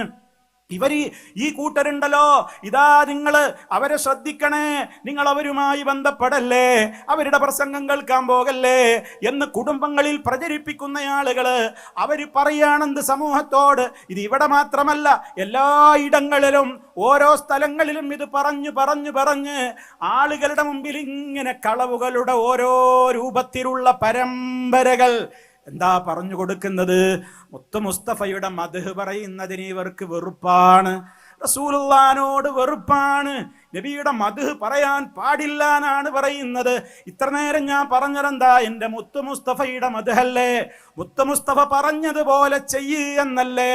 രാവിലെ എഴുന്നേൽക്കുമ്പോ ഇന്നത് പറയണം എന്ന് പഠിപ്പിച്ചത് എൻ്റെ നേതാവ്, നമ്മുടെ നേതാവ് മുത്ത് മുസ്തഫയല്ലേ. ഉറങ്ങാൻ കിടക്കുമ്പോ ഇന്നത് ചെയ്യണം എന്ന് പറഞ്ഞത് മുത്ത് മുസ്തഫയല്ലേ. വലത് കാല് വെച്ച് കയറ്, ഇടത് കാല് വെച്ച് ഇറങ്ങ് എന്ന് ഏതെങ്കിലും മേഖലയിൽ പറഞ്ഞിട്ടുണ്ടെങ്കിൽ അത് മുത്ത് മുസ്തഫ പറഞ്ഞതല്ലേ. വലത്ത് കൈ കൊണ്ട് ഭക്ഷണം കഴിക്ക് എന്ന് മുത്ത് മുസ്തഫ പറഞ്ഞതല്ലേ. ഓരോ വിഷയത്തിലും ഏതൊക്കെ കാര്യങ്ങളുണ്ടോ എൻ്റെ നബി, നമ്മുടെ നബി മുത്ത് മുസ്തഫ സല്ലല്ലാഹു അലൈഹി വസല്ലമ പറഞ്ഞതുകൊണ്ട് എത്ര സ്നേഹത്തോടെ ബഹുമാനത്തോടെ, അതെൻ്റെ മക്കൾക്ക് ഇഷ്ടമല്ലെങ്കിലും, ബാപ്പക്ക് ഇഷ്ടമല്ലെങ്കിലും, ഭാര്യക്ക് ഇഷ്ടമല്ലെങ്കിലും, ഭർത്താവിന് ഇഷ്ടമല്ലെങ്കിലും, ആരെക്കാളും ഞാൻ സ്നേഹിക്കുന്നത് എൻ്റെ നബിയെയാണ്. ലാ യുഅ്മിനു അഹദുക്കും ഹത്താ അകൂന അഹബ്ബ ഇലൈഹി മിൻ വാലിദിഹി വവലദിഹി വന്നാസി അജ്മഈൻ. നിങ്ങളുടെ മാതാപിതാക്കളെക്കാളും മക്കളെക്കാളും അല്ല, ലോകത്തുള്ള എല്ലാവരെക്കാളും എന്നെ സ്നേഹിക്കുന്നത് വരെ നിങ്ങൾ യഥാർത്ഥ മൂമിനാകൂല എന്ന മുത്ത് മുസ്തഫ പറഞ്ഞിട്ടുണ്ടെങ്കിൽ ആ മുത്ത് മുസ്തഫയോടുള്ള സ്നേഹം കൊണ്ടല്ലേ നമ്മൾ ഈ പറയുന്നത്. ആ റസൂലുള്ളാഹിയുടെ പേര് കേൾക്കുമ്പോ അല്ലാഹുവേ മുത്ത് മുസ്തഫാക്ക് നീ ഗുണങ്ങൾ ചൊരിഞ്ഞു കൊടുക്ക്, മുത്ത് മുസ്തഫാക്ക് നീ സലാമുകൾ ചൊരിഞ്ഞു കൊടുക്ക് എന്നിങ്ങനെ അവിടുത്തേക്ക് വേണ്ടി നമ്മൾ ചോദിക്കുന്നത് നമ്മുടെ ഹബീബിനോടുള്ള ഇഷ്ടം കൊണ്ടല്ലേ, നമ്മുടെ ഹബീബിനോടുള്ള ഇഷ്ടം കൊണ്ടല്ലേ. ബാങ്കിന്റെ ശേഷം ആ മുത്ത് മുസ്തഫയുടെ ശഫാഅത്തിൽ നമുക്ക് ഇടം കിട്ടുവാൻ വേണ്ടി നമ്മൾ മനസ്സറിഞ്ഞുകൊണ്ട് ഇങ്ങനെ ബാങ്ക് കൊടുത്തു കഴിഞ്ഞാൽ മുത്ത് മുസ്തഫാക്ക് വേണ്ടി സ്വലാത്തിനെ ചോദിച്ചതിന്റെ ശേഷം പിന്നെ ബാങ്കിന്റെ ദുആ കൃത്യമായി പറഞ്ഞു കഴിഞ്ഞാൽ അവന് എൻ്റെ ശഫാഅത്ത് കിട്ടും എന്ന് നബി തങ്ങൾ പറയുമ്പോൾ അത് മോഹിച്ചിട്ട് ആഗ്രഹിച്ചിട്ടല്ലേ നമ്മളതൊക്കെ ചെയ്യുന്നത്. ആ റസൂലിന്റെ പേരിൽ ഒരു സ്വലാത്തിനെ ചൊല്ലിയാൽ 10 ഗുണം അല്ലാഹു നമുക്ക് തരും എന്ന് മുത്ത് മുസ്തഫ പഠിപ്പിച്ചിട്ടുണ്ടെങ്കിൽ അത് മോഹിച്ചുകൊണ്ടല്ലേ റസൂലുള്ളാഹിന്റെ പേരിൽ നമ്മൾ സല്ലല്ലാഹു അലൈഹി വസല്ലം നമ്മൾ സ്വലാത്തുകൾ അധികരിപ്പിച്ചു കൊണ്ടിരിക്കുന്നത്. അപ്പൊ മുത്ത് മുസ്തഫയുടെ പേരിൽ ഇവര് സ്വലാത്ത് ചൊല്ലൂല, ഇവര് മദ്ഹ് തീരെ ഇവർക്കില്ല എന്നൊക്കെ തെറ്റിദ്ധാരണ പരത്തുന്ന ആളുകളെ അവരാണ് പറയുന്നതെന്ത്? മദ്ഹാകണമെങ്കിൽ എന്ത് വേണം? റസൂലുള്ളാഹിനെ വിളിച്ച് പ്രാർത്ഥിക്കണം. അത് ഞങ്ങൾ സമ്മതിക്കൂല, അത് ഞങ്ങൾ അംഗീകരിക്കുന്നില്ല. റസൂലുള്ളാഹിനോടൊന്ന് മാത്രമല്ല, അള്ളാഹുവിന്റെ ഒരു മഖ്ലൂഖിനോടും വിളിച്ചു പ്രാർത്ഥിക്കാൻ പാടില്ല. അതാണ് മഹാന്മാര് പഠിപ്പിച്ചത്. ഞാനും നിങ്ങളുമൊക്കെ 5 നേരത്തെ നിസ്കാരത്തിലും തേടുന്നതെന്താ? ഫാത്തിഹയിലൂടെ ഇഹ്ദിനസ് സിറാത്തൽ മുസ്തഖീം, നേരായ വഴിയിൽ നീ ഞങ്ങളെ ചേർക്കണേ അല്ലാഹ്. എന്നിട്ട് പറയുന്നത് എന്താണ്? ആ വഴി ഏതാണ്? സിറാത്തല്ലദീന അൻഅംത അലൈഹിം, നീ അനുഗ്രഹിച്ചവരുടെ വഴി. അവരുടെ വഴിയിലാ ഞങ്ങളെ ചേർക്കേണ്ടത്, യഹൂദിയുടെ വഴിയിലല്ല, നസാറാക്കളുടെ വഴിയിലല്ല. അവർക്കൊക്കെ ദുആ ചെയ്യാനും പ്രാർത്ഥിക്കാനും ഒക്കെ പലരുമുണ്ട്. അള്ളാഹിനോട് മാത്രം പ്രാർത്ഥിച്ച മഹാന്മാര് കഴിഞ്ഞുപോയി. അവര് നബിമാര്, അവര് ശുഹദാക്കള്, അവര് സിദ്ദീഖീങ്ങള്, അവര് സാലിഹീങ്ങള്. ആ വഴിയിൽ നീ ഞങ്ങളെ ചേർക്കണേന്ന് പ്രാർത്ഥിക്കുന്ന നമുക്ക് ആ ചോദിച്ച കാര്യത്തിന് എതിര് പിന്നെ എങ്ങനെ ചെയ്യാൻ കഴിയും? ഏത് നബിയാ റബ്ബല്ലാത്തവരോട് തേടിയത്? ആരും തേടിയിട്ടില്ല. ഞാൻ നേരത്തെ പഠിപ്പിച്ചതില്ലെന്ന് കേട്ടതില്ലെന്ന് നിങ്ങൾക്കൊക്കെ മനസ്സിലായില്ലേ? അപ്പൊ അതുകൊണ്ട് ചുരുക്കത്തിൽ ഇവര് പറയുന്ന മദ്ഹാകണമെങ്കിൽ ഇർത്തഖബത്തു ചൊല്ലണം, റസൂലിനോട് സങ്കടം പറയണം. അങ്ങനെ അള്ളാന്റെ റസൂല് പറഞ്ഞിട്ടുണ്ടോ? നിങ്ങളുടെ ജീവിതത്തിൽ നിങ്ങൾ തെറ്റുകൾ ചെയ്താൽ നിങ്ങൾ നേരിട്ട് അള്ളാഹിനോട് ചോദിക്കല്ലേ, നിങ്ങൾ എന്നോട് ആദ്യം വന്ന് പറയണേ, മദീനത്ത് വന്ന് എൻ്റെ ഖബറിന്റെ സമീപത്ത് വന്ന് പറയണം. അതല്ലെങ്കിൽ നിങ്ങൾ ഏത് നാട്ടിലാണോ ഉള്ളതെങ്കിൽ അവിടെ വെച്ച് ആദ്യം നിങ്ങൾ പാപം പൊറുത്തു തരാൻ വേണ്ടി എന്നോട് പറയണം, എന്നാലേ പാപം പൊറുക്കൂ എന്ന് മുത്ത് മുസ്തഫ എവിടെയാണ് പഠിപ്പിച്ചത്? മറിച്ചല്ലേ പഠിപ്പിച്ചിട്ടുള്ളത്. മഹാനായ അബൂബക്കർ റളിയല്ലാഹു തആല അൻഹു അല്ലാഹുവിന്റെ റസൂലിന്റെ അടുക്കൽ ചെന്നിട്ടൊരിക്കൽ പറയാണ്, നബിയേ, വീട്ടിൽ വെച്ചാണെങ്കിലും നിസ്കാരത്തിലൊക്കെ ആണെങ്കിലും എനിക്ക് ചോദിക്കാൻ പറ്റാവുന്ന നല്ലൊരു പ്രാർത്ഥന പറഞ്ഞു തരൂ നബിയേ. ആ സമയത്ത് നബി സല്ലല്ലാഹു അലൈഹി വസല്ലമ പഠിപ്പിച്ചു കൊടുക്കുകയാണ്. അബൂബക്കർ റളിയല്ലാഹു അൻഹുവിന് പഠിപ്പിച്ചു കൊടുത്ത ആ ദിക്ർ എൻ്റെ പ്രിയപ്പെട്ട എല്ലാവരും ചൊല്ലണം. അല്ലാഹുമ്മ ഇന്നി ളലംതു നഫ്സി ളുൽമൻ കസീറാ വലാ യഗ്ഫിറു ദുനൂബ ഇല്ലാ അൻത ഫഗ്ഫിർ ലീ മഗ്ഫിറത്തൻ മിൻ ഇൻദിക വർഹംനി ഇന്നക അൻതൽ ഗഫൂറുർ റഹീം. ഞാൻ വിശദീകരിക്കുന്നില്ല. അള്ളാഹിനോടാണ് ആ പറയുന്നത്, റബ്ബേ എൻ്റെ പാപം പൊറുക്കണം.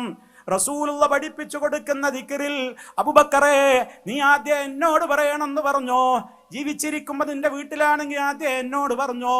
അതല്ല ഞാൻ വഫാത്തിന്റെ ശേഷമാണെങ്കിൽ എന്നെ വിളിച്ചു പറയണം എന്ന് പറഞ്ഞോ? എവിടെയാ പറഞ്ഞത്? പറഞ്ഞിട്ടില്ല. എന്നിട്ടാണ് ഈ ഖൗമ നമ്മളോട്, ഈ മുസ്ലിയാക്കന്മാര് മജ്ലിസുൻ നൂറുകളിൽ വെച്ച്, സ്വലാത്ത് മജ്ലിസുകളിൽ വെച്ച് പച്ചയായി ജനങ്ങളോട് പറയുന്നു, നിങ്ങൾ അള്ളാഹിനോട് നേരിട്ട് പ്രാർത്ഥിക്കുന്നതിനേക്കാൾ നിങ്ങൾക്ക് ഉത്തരം കിട്ടാൻ ഏറ്റവും നല്ലത് മഹാത്മാക്കളോട് പറയലാണ്, ചോദിക്കലാണ്, തേടലാണ്, പ്രാർത്ഥിക്കലാണ്. അല്ലാതെ നേരിട്ട് പാപം പൊറുക്കണേന്ന് പറയാൻ പറ്റൂല. അതല്ലേ ഇപ്പൊ കേട്ടില്ലേ?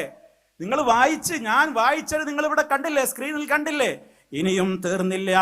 നിങ്ങൾ നോക്ക്, ഇനി അതാ ഒരു ഫൈസി എഴുതുകയാണ് ഖുർആൻ പരിഭാഷയിൽ, അള്ളാഹുവിന്റെ യഥാർത്ഥ അടിമകൾ നബിയോട് ചോദിക്കും എന്നാണ് മനസ്സിലാക്കേണ്ടത്.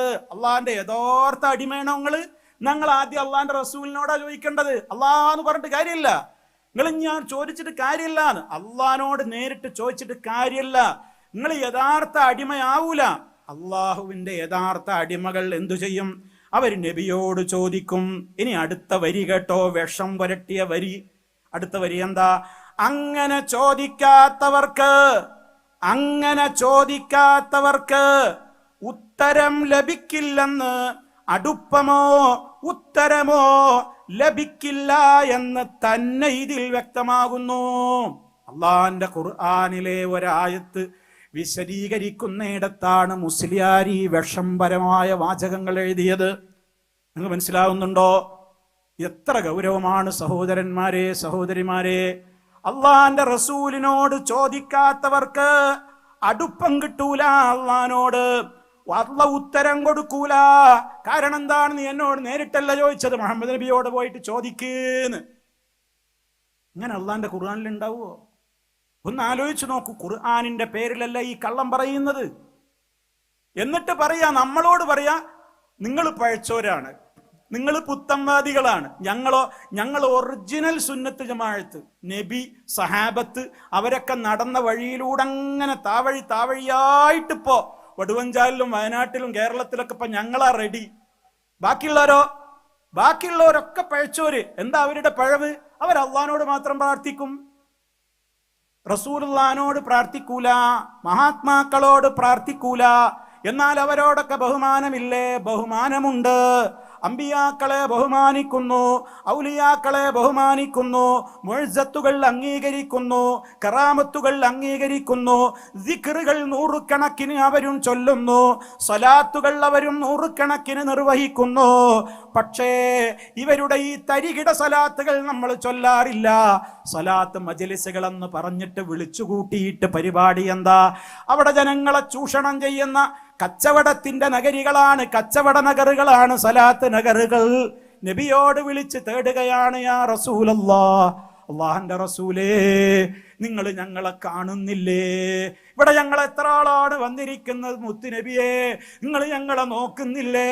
ഞങ്ങളെ സഹായിക്കൂ നബിയേ, ഞങ്ങൾ സാധുക്കളാണ് നബിയേ, ഞങ്ങളുടെ കൈപിടിക്കൂ നബിയേ, രോഗികളാണ്, ശിഫ നൽകൂ നബിയേ, പാപികളാണ്, പാപം പൊറുക്കൂ നബിയേ, കടം കൊണ്ട് വലഞ്ഞവരാണ്, കടം വീട്ടിത്തരൂ മുത്തു നബിയേ, മക്കള് വിവാഹം കഴിയാനുണ്ട്, മക്കളെ വിവാഹം എളുപ്പാക്കി തരൂ നബിയേ, ജോലിയില്ലാത്ത മക്കളുണ്ട് ഗൾഫിൽ, ജോലി ശരിയാക്കി തരൂ നബിയേ. ഇങ്ങനെ 100 കൂട്ടം ദുന്യാവിന്റെ കാര്യങ്ങൾക്ക് വേണ്ടിയതാ എല്ലാം അള്ളാന്റെ റസൂലിനെയും മഹാത്മാക്കളെയും ഒക്കെ വിളിച്ചു തേടിക്കൊണ്ടിരിക്കുന്ന മജ്ലിസുന്നൂറുകള്, സ്വലാത്ത് മജ്ലിസുകള്, ഇതൊക്കെ നടത്താത്തതാണോ ഞങ്ങൾ പുത്തൻവാദികളായതിന്റെ രേഖ? എങ്കിൽ അതൊന്ന് പറ. മുഹമ്മദ് നബി സല്ലല്ലാഹു അലൈഹി വസല്ലം അടക്കമുള്ള ഏത് നബിയെ എടുത്തോ, ഏത് സഹാബിയെ എടുത്തോ, റബ്ബല്ലാത്തവരോട് അവർ വിളിച്ച് തേടിയിട്ടില്ല. ഒരൊറ്റ സഹിഹായ ഹദീസിലും കാണില്ല, ഒരു ദുആയിലും കാണില്ല. അവരാരും ഇങ്ങനെ ഈ വിധത്തിലുള്ള മജ്ലിസുകളെ സംഘടിപ്പിച്ചിട്ട് അവര് മുത്ത് മുസ്തഫയെ വിളിച്ചു പ്രാർത്ഥിച്ചിട്ടില്ല. ഓ നബിയേ, യാ റസൂലല്ലാഹ്, ഖുദ് ബിയദീ ഖല്ലത്ത് ഹീലതീ അദ്രിക്നി യാ റസൂലല്ലാഹ്.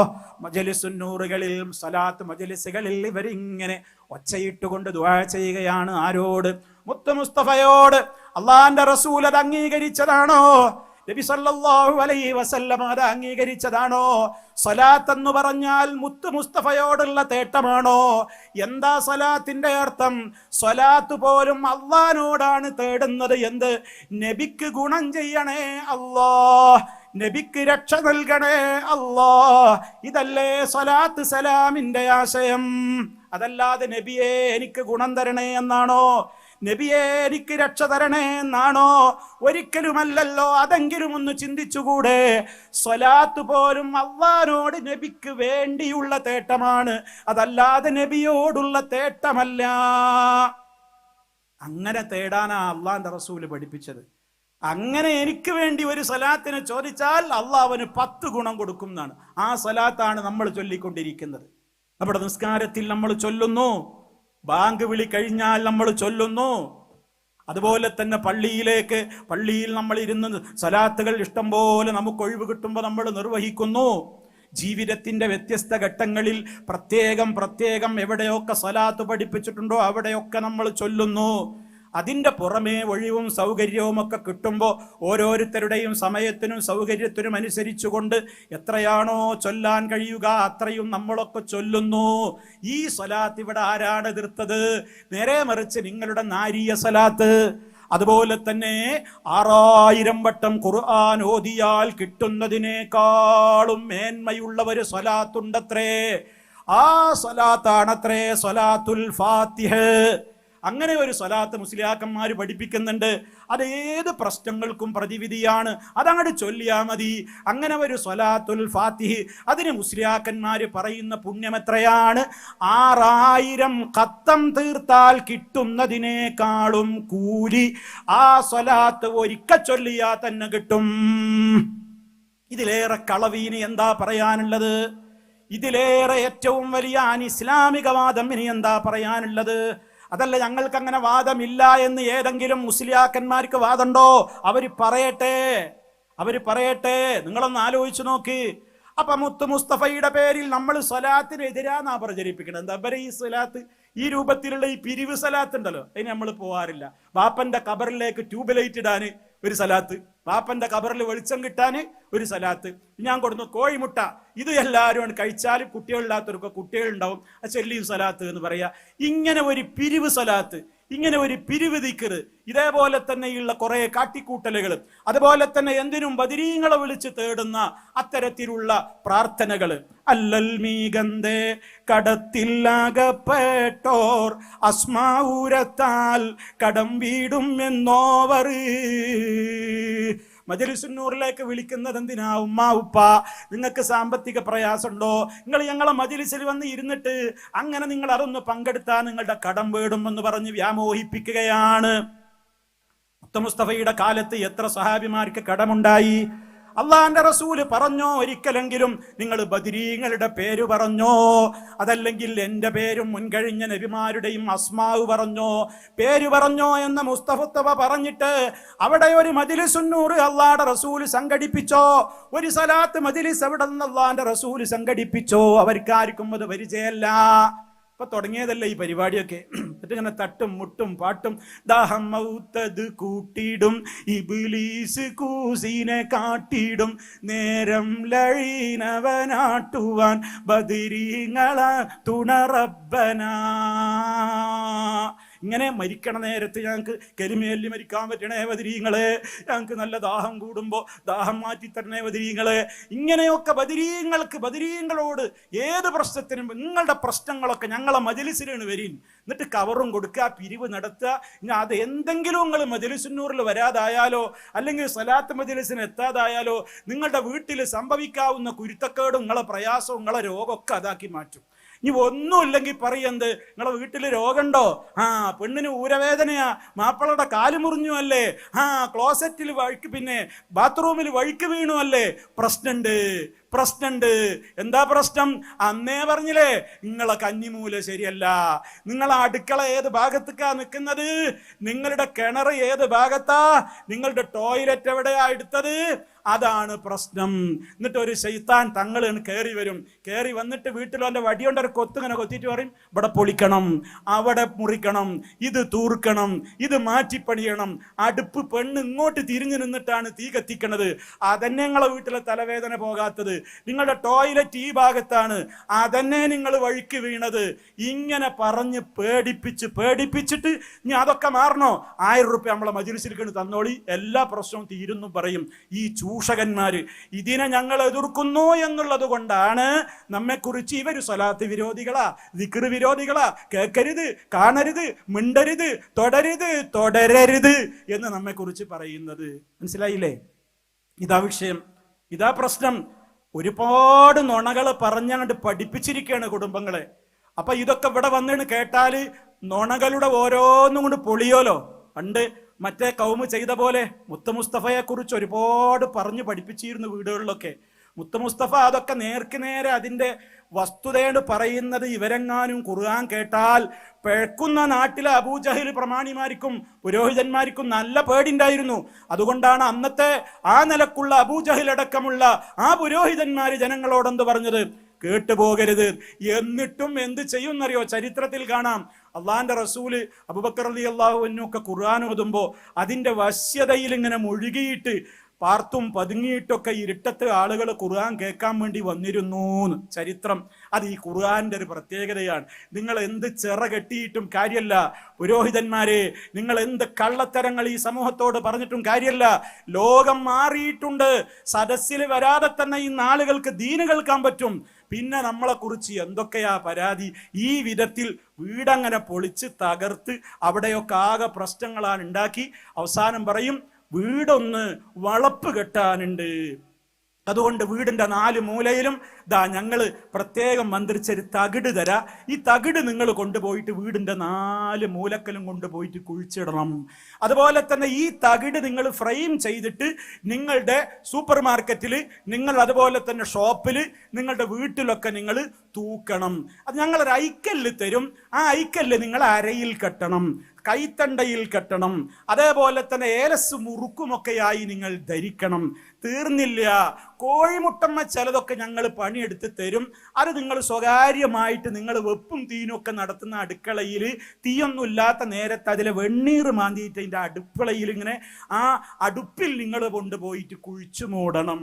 അതേപോലെ തന്നെ ഞങ്ങൾ ചില കുപ്പികൾ തരും, അത് നിങ്ങൾ വീടിൻ്റെ 4 ഭാഗത്തും ഇങ്ങനെ തൂക്കണം. അതേപോലെ നിങ്ങളെ വീട്ടിൽ സൂത്രധാരല്ലല്ലോ പോവല്ലേ, അവിടെ ഒരു പോക്ക് വരവുണ്ട്, ശൈത്താന്റെ തേർവാഴ്ച ഉണ്ട്, ശൈത്താൻ വരും പോവൊക്കെ ചെയ്യുന്ന സ്ഥലങ്ങൾ നിങ്ങൾ അടച്ചിട്ട് ഞങ്ങളെ വീട്ടിലെ പ്രശ്നം. അതുകൊണ്ട് അന്നേ ഞാൻ പറഞ്ഞതാണ്, വീട്ടിൽ സൂത്രധാര വേണം. അതായത് വീട്ടിന്റെ വാതിലിങ്ങനെ തുറന്നാൽ അങ്ങേയറ്റത്തെ ചുമരിലൊരു ചെറിയ തുള. കാരണം ശൈത്താന് പോകാനുള്ള വഴി നമ്മൾ മുടക്കിയാൽ അവിടെ തേർവാഴ്ച ഉണ്ടാകും. തേർവാഴ്ച ഉള്ളിടത്ത് തെങ്ങ് കരിയും, മരം നിൽക്കൂല, പുളി അവിടെ ഉണങ്ങിപ്പോകും, മാവ് പൂക്കൂല. എന്തൊക്കെയാണ് ഈ മുസ്ലിയാക്കന്മാരും ഈ കള്ള തങ്ങന്മാരും ഈ സമൂഹത്തിന്റെ മുമ്പിൽ പറഞ്ഞുകൊണ്ടിരിക്കുന്നത്? കുടുംബങ്ങളെ വഞ്ചിതരാവരുത്. ഇതാ ഇവർക്ക് നമ്മളോടുള്ള പ്രശ്നം. ഈ വക കാര്യങ്ങളുടെയൊക്കെ സംഗതിയാണ് വെളിച്ചത്താകും. ഇത് മുത്ത് മുസ്തഫ എവിടെയാ പറഞ്ഞത്? അള്ളാന്റെ റസൂലിന്റെ കന്നിമൂല പഠിപ്പിച്ചിട്ട് അള്ളാന്റെ റസൂലിന് വാസ്തു ഉണ്ടായിരുന്നു. വാസ്തു നോക്കിയിട്ടാ വീടെടുക്കല്. അല്ലെങ്കിലും സഹോദര, ഇതൊക്കെ ഇവര് 10 സെന്റ് 1 ഏക്കറൊക്കെ ഉള്ളിടത്തല്ലേ നടക്കുള്ളൂ. ഇപ്പൊ ഗൾഫ് രാജ്യത്ത് പോയി നോക്ക്, ടൗണുകളിലൊക്കെ പോയി നോക്ക്, 1 സെന്റ് 1.5 സെന്റിലാണ് വീടെടുക്കുന്നത്. അവിടെ ബന്റെ കന്നിമൂല നടക്കുവോ? ബന്റെ വാസ്തു നടക്കുവോ? അവിടെ ബന്റെ ടോയ്ലറ്റ് നിയമം അവിടെ നടക്കുവോ? ബന്റെ കിണറിന്റെ നിയമം അവിടെ നടക്കുവോ? അവിടെയൊക്കെ മനുഷ്യന്മാര് ജീവിക്കുന്നില്ലേ? അപ്പൊ മുത്ത് മുസ്തഫ പഠിപ്പിക്കാത്ത കുറെ കാര്യങ്ങൾ, അന്ധവിശ്വാസങ്ങൾ ഈ സമൂഹത്തിന്റെ മുമ്പിൽ ഇവർ പറഞ്ഞു പഠിപ്പിച്ചു. മുത്ത് മുസ്തഫ വീട്ടിലെ സമാധാനത്തിന് വേണ്ടി പറഞ്ഞത് എന്താണെന്നറിയോ? വീട്ടിക്ക് കയറുമ്പോ ബിസ്മി ചൊല്ലി കേറിക്കോന്നാണ്, അല്ലെങ്കിൽ കൂടെ ശൈത്താനാണ് കേറും. ഭക്ഷണം കഴിക്കുമ്പോ ബിസ്മി ചൊല്ലി കഴിച്ചോ, ഇല്ലെങ്കിൽ ശൈത്താൻ കൂടെ കഴിക്കും. അതുകൊണ്ട് ശൈത്താനെ പുറത്താക്കാൻ വേണ്ടത് എന്താ? വീട്ടിൽ കയറുമ്പോ ദിക്റ്, ഭക്ഷണം കഴിക്കുമ്പോ ദിക്റ്, കഴിഞ്ഞാല് ദിക്റ്, ഉറങ്ങാൻ കിടക്കുമ്പോ ദിക്റ്, ഉളു എടുത്തിട്ട് ഉറങ്ങുക. വീട്ടിൽ നിങ്ങൾ സംഗീതവും മ്യൂസിക്കും കാര്യങ്ങളൊക്കെ ഒഴിവാക്കുക. അന്യ പെണ്ണുങ്ങളുടെ ആട്ടവും പാട്ടവും ഡാൻസും കൂത്തുമൊക്കെയുള്ള സിനിമകളും അതേ പ്രദർശനങ്ങളും ഒക്കെ എടുത്ത് ഒഴിവാക്കുക. അതൊന്നുമില്ലാതെ നിങ്ങൾ ഖുർആൻ ഓതുക, ഖുർആനിന്റെ ശബ്ദമുണ്ടാകട്ടെ, ഖുർആനിന്റെ പഠനങ്ങൾ ഉണ്ടാകട്ടെ, ഇസ്ലാമികമായ ചർച്ചകൾ ഉണ്ടാവട്ടെ. എന്തൊരു മനോഹരമായ സ്നേഹമുള്ള ബാപ്പയും സ്നേഹമുള്ള ഉമ്മയും ഭാര്യയും ഭർത്താവും മക്കളും ഒക്കെ ഒരുപോലെ. ഇതാ ഇസ്ലാം പറഞ്ഞത്.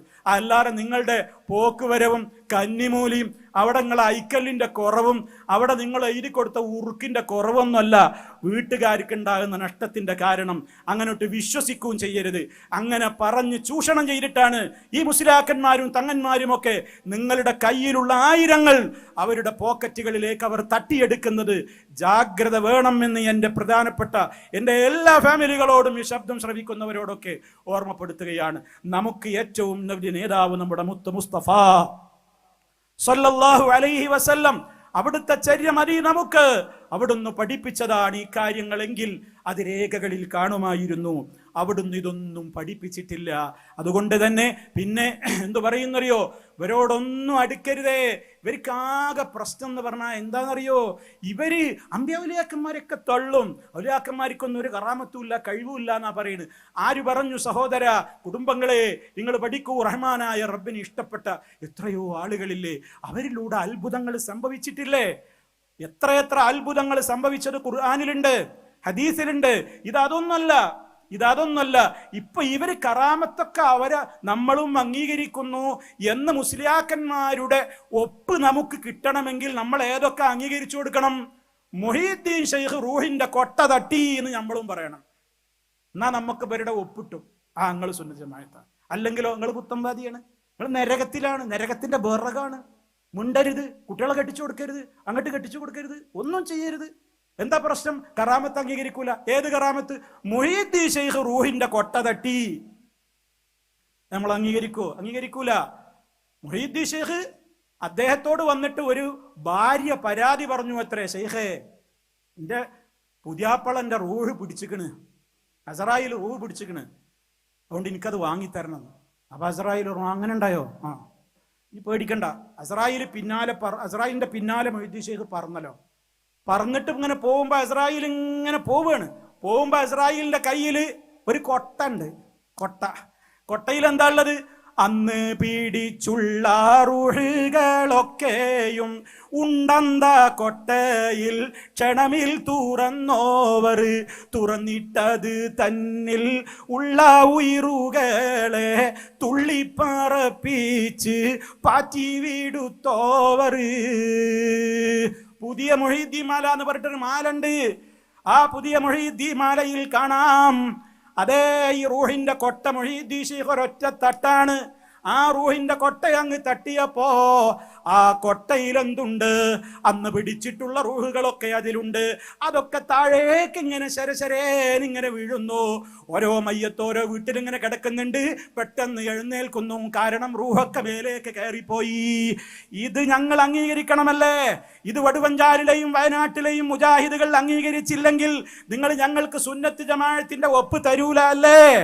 ആ ഒപ്പ് ഞങ്ങൾക്ക് വേണ്ട, ആ ഒപ്പ് ഞങ്ങൾക്ക് വേണ്ട. മറിച്ച് ഖുർആൻ പറഞ്ഞ എത്ര മുഅ്ജിസത്തുകളുണ്ട്, എത്ര എത്ര കറാമത്തുകളുണ്ട്, അതൊന്നുപോലും ഞങ്ങൾ ഇന്ന് വരെ നിഷേധിച്ചിട്ടുമില്ല. നിഷേധിച്ചു എന്ന് പറയാനോ തെളിയിക്കാനോ ഒരൊറ്റ ഒരുത്തനും ഇന്ന് വരെ സാധിച്ചിട്ടുമില്ല. അപ്പൊ ഈ കള്ള കറാമത്തുണ്ടല്ലോ, അതാണ് ഞങ്ങൾ നിഷേധിക്കുന്നത്. ആ കറാമത്തിൽ എന്താണ്? ഒരേല അനങ്ങനുണ്ടോ? അത് മടവൂര് അറിയും. മുദബ്ബിറുൽ ലോകം മുഴുവൻ മൂപ്പരിങ്ങനെ മടവൂരിലെ കബർ കിടന്നിട്ട് ഇങ്ങനെ നിയന്ത്രിക്കുകയാണ്. മൂപ്പരാണ് എല്ലാം നിയന്ത്രിക്കുന്നത്. എല്ലാ ഫ്ലൈറ്റും കൂട്ടിമുട്ടാതെ പോണത് എന്തുകൊണ്ടാ? മൂപ്പര് നോക്കുന്നുണ്ട്. കപ്പലുകൾ ഒന്നും തകരുന്നില്ല, മുങ്ങണില്ല. എന്താ പ്രശ്നം? മൂപ്പര് നോക്കുന്നുണ്ട്. അതിലിടക്ക് മൂപ്പരൊന്നും ഉറങ്ങിപ്പോയി. അപ്പൊ മംഗലാപുരത്ത് ഫ്ലൈറ്റ് അപകടം ഉണ്ടായി. അങ്ങനെ പലയിടത്തും ഫ്ലൈറ്റ് അപകടം ഉണ്ടായി. അതേപോലെ തന്നെ ഇടക്കൊന്നും ഇങ്ങനെ മുങ്ങിപ്പോയി. അപ്പൊ ഇന്തോനേഷ്യയിൽ നിന്ന് ഒരു ഫ്ലൈറ്റ് കാണാതായി. ഇങ്ങനെ ഓരോന്ന് തീവണ്ടികളൊക്കെ കൂട്ടിമുട്ടാതെ പോവാണ്. അതിലിടക്ക് പലയിടത്തും കൂട്ടിമുട്ടുണ്ട്. മൂപ്പര് ഇടക്കൊന്ന് ചായ അടിക്കാൻ പോകുന്നുണ്ടാവും, അല്ലെങ്കിൽ എന്തെങ്കിലും ഒരു പ്രശ്നം ഉണ്ടാവും. അപ്പൊ ഒന്ന് മയങ്ങനുണ്ടാവും. പക്ഷെ മയങ്ങാൻ പാടില്ലല്ലോ. മൂപ്പര് സദാ കൺട്രോളർ അല്ലേ? ലോകം മൊത്തം നിയന്ത്രിക്കുന്ന ആളാണ് എന്നാണ്. മൊത്തം മൂപ്പരാ നിയന്ത്രിക്കുന്നത്. ബസ് നിയന്ത്രിക്കുന്നു, കാറ് നിയന്ത്രിക്കുന്നു. ഈ സോഷ്യൽ മീഡിയയുടെ കാലത്ത് ഞാനിതൊക്കെ ഓരോന്നും ഈ സ്ക്രീനിൽ, അതൊക്കെ മൗലവി നിങ്ങൾ വെറുതെ പറയല്ലേ? ഒരു പക്ഷേ ഇതൊക്കെ ആദ്യം കേൾക്കുന്ന ഏതെങ്കിലും ഉമ്മ ഉപ്പാക്ക് തോന്നുന്നുണ്ടെങ്കിൽ, സഹോദരിക്ക് തോന്നുന്നുണ്ടെങ്കിൽ, സഹോദരന്മാർക്ക് തോന്നുന്നുണ്ടെങ്കിൽ എനിക്ക് സമയമില്ലാത്തത് കൊണ്ടാണ്. അല്ലെങ്കിൽ ഈ സ്ക്രീനും ഞാൻ ഓരോന്നോരോന്ന് കാണിക്കുമായിരുന്നു. കാണിക്കേണ്ട കാര്യമല്ല. നിങ്ങളുടെ ഒക്കെ സ്മാർട്ട് ഫോണുകളിൽ സുലഭമായി നിങ്ങൾക്ക് കിട്ടും. നിങ്ങൾക്കത് കാണാൻ പറ്റും. ഇതൊക്കെ അവരുടെ വാദാണ്. എല്ലാം നിയന്ത്രിക്കണം. മുദബ്ബിറുൽ ആലം എല്ലാം നിയന്ത്രിക്കാണ്. എവിടെയാണോ ഒരേല അനങ്ങണമെങ്കിൽ അത് മടവൂര് അറിയണം. ഇതൊക്കെ അള്ളാഹിനെ കുറിച്ച്, റഹ്മാനായ റബ്ബിനെ കുറിച്ച് മാത്രം നമ്മൾ വിശ്വസിക്കേണ്ട കാര്യങ്ങളല്ലേ? ആ വിധത്തിലുള്ള ശിർക്കാണ് പ്രചരിപ്പിച്ചുകൊണ്ടിരിക്കുന്നത്. അങ്ങനെയുള്ള അതുപോലെ തന്നെ മുൻകർ നക്കീറിന്റെ കയ്യിൽ നിന്ന് ഖബറിൽ വടി പിടിച്ചു വാങ്ങുന്നു. ചോദ്യം ചോദിക്കാൻ ചെന്നപ്പോഴേ വടി പിടിച്ചു വാങ്ങുന്നു. അതും നേരത്തെ പറഞ്ഞ മൊഹീദ്ദീൻ മാലയിലുണ്ട്. ഇവർക്ക് തള്ളാൻ കഴിയുമോ? ചിലരൊക്കെ തള്ളി നോക്കുന്നുണ്ട്. തള്ളിയിട്ടെന്താ? അവരുടെ ബാപ്പപ്പാപ്പമാരുടെ അപ്പന്മാരൊക്കെ അംഗീകരിച്ചതാ. അത് മനസ്സിലാക്കണം. അപ്പൊ അത്തരത്തിലുള്ള കറാമത്തുകളും കെട്ടുകഥകളും ഈ സമൂഹത്തിന്റെ മുമ്പിൽ പറഞ്ഞിട്ട് അത് നമ്മൾ അംഗീകരിക്കില്ല എന്ന് പറഞ്ഞാൽ നമ്മുടെ നേരെ നോക്കിയിട്ട് പറയും, നീ പുത്തൻവാദിയാണ്, കാരണം നീ ഔലിയാക്കളെ തള്ളുന്നു, നീ കറാമത്തിനെ തള്ളുന്നു. അങ്ങനെ ഞങ്ങളെ കുറിച്ച് പറഞ്ഞോളി, ഒരു കുഴപ്പമില്ല. എന്നാലും ഞങ്ങൾ അത് അംഗീകരിച്ച് തരൂല. നേരെ മറിച്ച് അള്ളാഹിന്റെ റസൂല് നമുക്ക് പഠിപ്പിച്ചു തന്ന ഇസ്ലാമിന്റെ പ്രമാണങ്ങളിലുള്ള ഏതേത് മുഅ്ജിസത്തുകളുണ്ടോ കറാമത്തുകളുണ്ടോ നമ്മൾ അംഗീകരിക്കുന്നു. അത് തള്ളാനും പാടില്ല. അപ്പൊ നമ്മൾ വിളിച്ചു തേടേണ്ടത് അള്ളാഹുവിനെയാണ്. ഇതുള്ളൂ. ഇതാണ് പ്രശ്നം. ഇതാണ് ഈ സമൂഹം മനസ്സിലാക്കിയിരിക്കേണ്ടത്. ഇനി ഏതേത് സമയങ്ങളിൽ നമ്മൾ ദിക്റുകൾ ചൊല്ലുന്നില്ലേ? നമ്മൾ എത്ര ദിക്റുകൾ നമ്മൾ ചൊല്ലുന്നുണ്ട്. ഏത് സമയങ്ങളിൽ ആ ദിക്റുകളില്ലാത്തത്? ഞാൻ നേരത്തെ പറഞ്ഞില്ലേ, ശരീരത്തിന് വേദന വരുമ്പോൾ രോഗിയുടെ അടുക്കൽ നമ്മൾ സന്ദർശനത്തിന് പോയാൽ രോഗിക്ക് വേണ്ടി നമ്മൾ പ്രാർത്ഥിക്കാറില്ലേ? നമുക്ക് വേണ്ടി നമ്മൾ സ്വയം തന്നെയും നമ്മൾ പ്രാർത്ഥിക്കുന്നില്ലേ? ജനാസ നമസ്കരിക്കുന്നില്ലേ? ഇന്ന് ജനാസ നമസ്കരിക്കാൻ വേണ്ടി ഇപ്പുറത്തിരിക്കുന്ന ഈ ടീമിന് അനുവാദം കൊടുക്കുന്നില്ല നമ്മുടെ മുസ്ലിയാക്കന്മാര്. ഒരു വീട്ടിൽ മരണം നടന്നാൽ ആ വീട്ടിലെ പെണ്ണുങ്ങൾ നിസ്കരിക്കാൻ തയ്യാറായി വന്നാൽ തന്നെ പറയും, നിങ്ങൾ നിസ്കരിക്കാൻ പാടില്ല.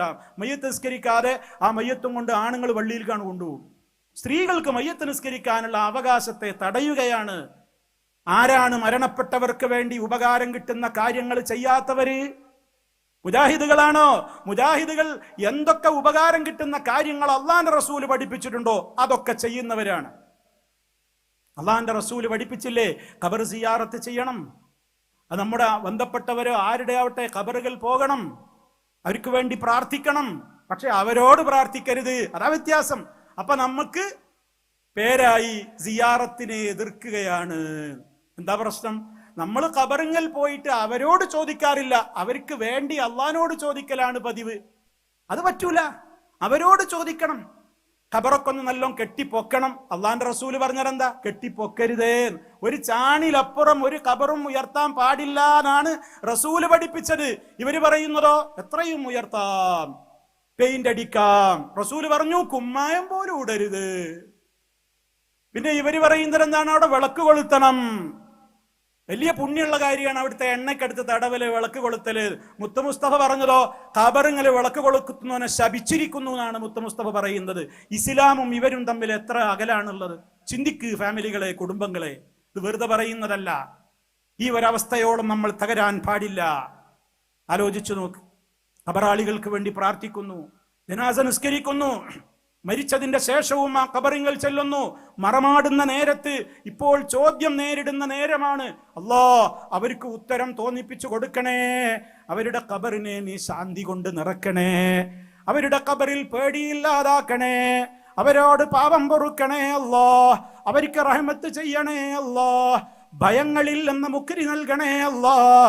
ചോദ്യത്തിന്റെ നേരത്ത് നല്ല ധൈര്യം കൊടുക്കണേ അല്ലാ. ഈ അർത്ഥത്തിലൊക്കെയുള്ള പ്രാർത്ഥനകൾ ചൊല്ലാം. ഖബർ മയ്യത്താൻ മറമാടി കഴിഞ്ഞാൽ അവിടെ നിന്നിട്ട് ആലോചിച്ച് നോക്കി നമ്മൾ ചെയ്യുന്നില്ലേ?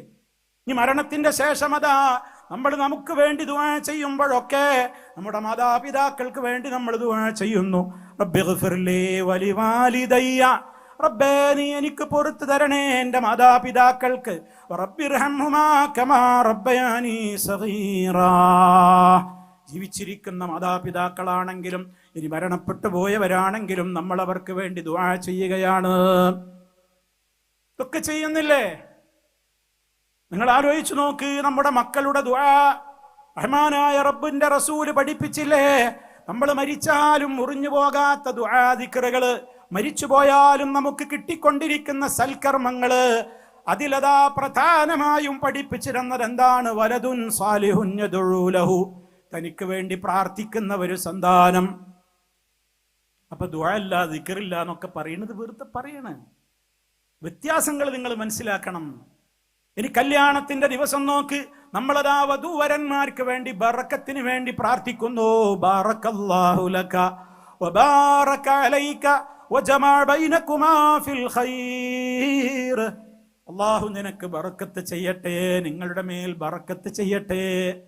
നിങ്ങൾക്കിടയിൽ അല്ലാഹു നല്ല ജീവിതം തരട്ടെ, നല്ല സന്തോഷം തരട്ടെ, നല്ല മക്കളെ തരട്ടെ, നല്ല റാഹത്തുള്ള ജീവിതം തരട്ടെ.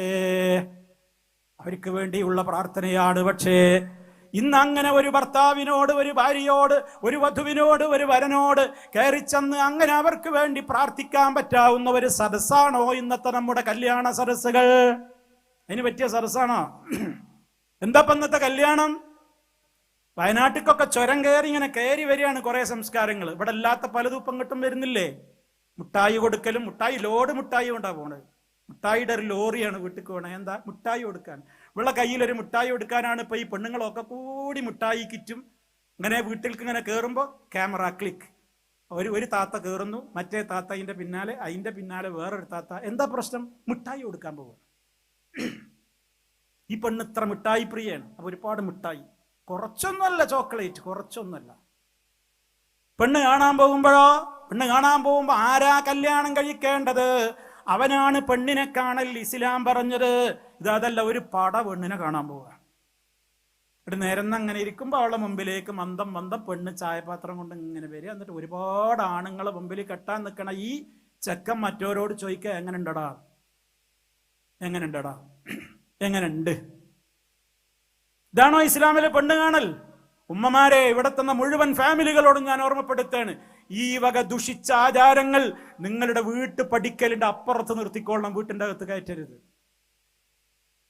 അന്നത്തെ ദിവസം എന്ന് പറഞ്ഞാൽ ഇസ്ലാമിന്റെ വിവാഹ സുദിനം എന്ന് പറഞ്ഞാൽ എന്താണത്? വലിയൊരു സന്തോഷത്തിന്റെ ദിവസമാണ്. എൻ്റെ മോള് ഒരാള് കൂടെ ഇറങ്ങുകയാണ്, എൻ്റെ മോനൊരു പെണ്ണിനെ കിട്ടുകയാണ്.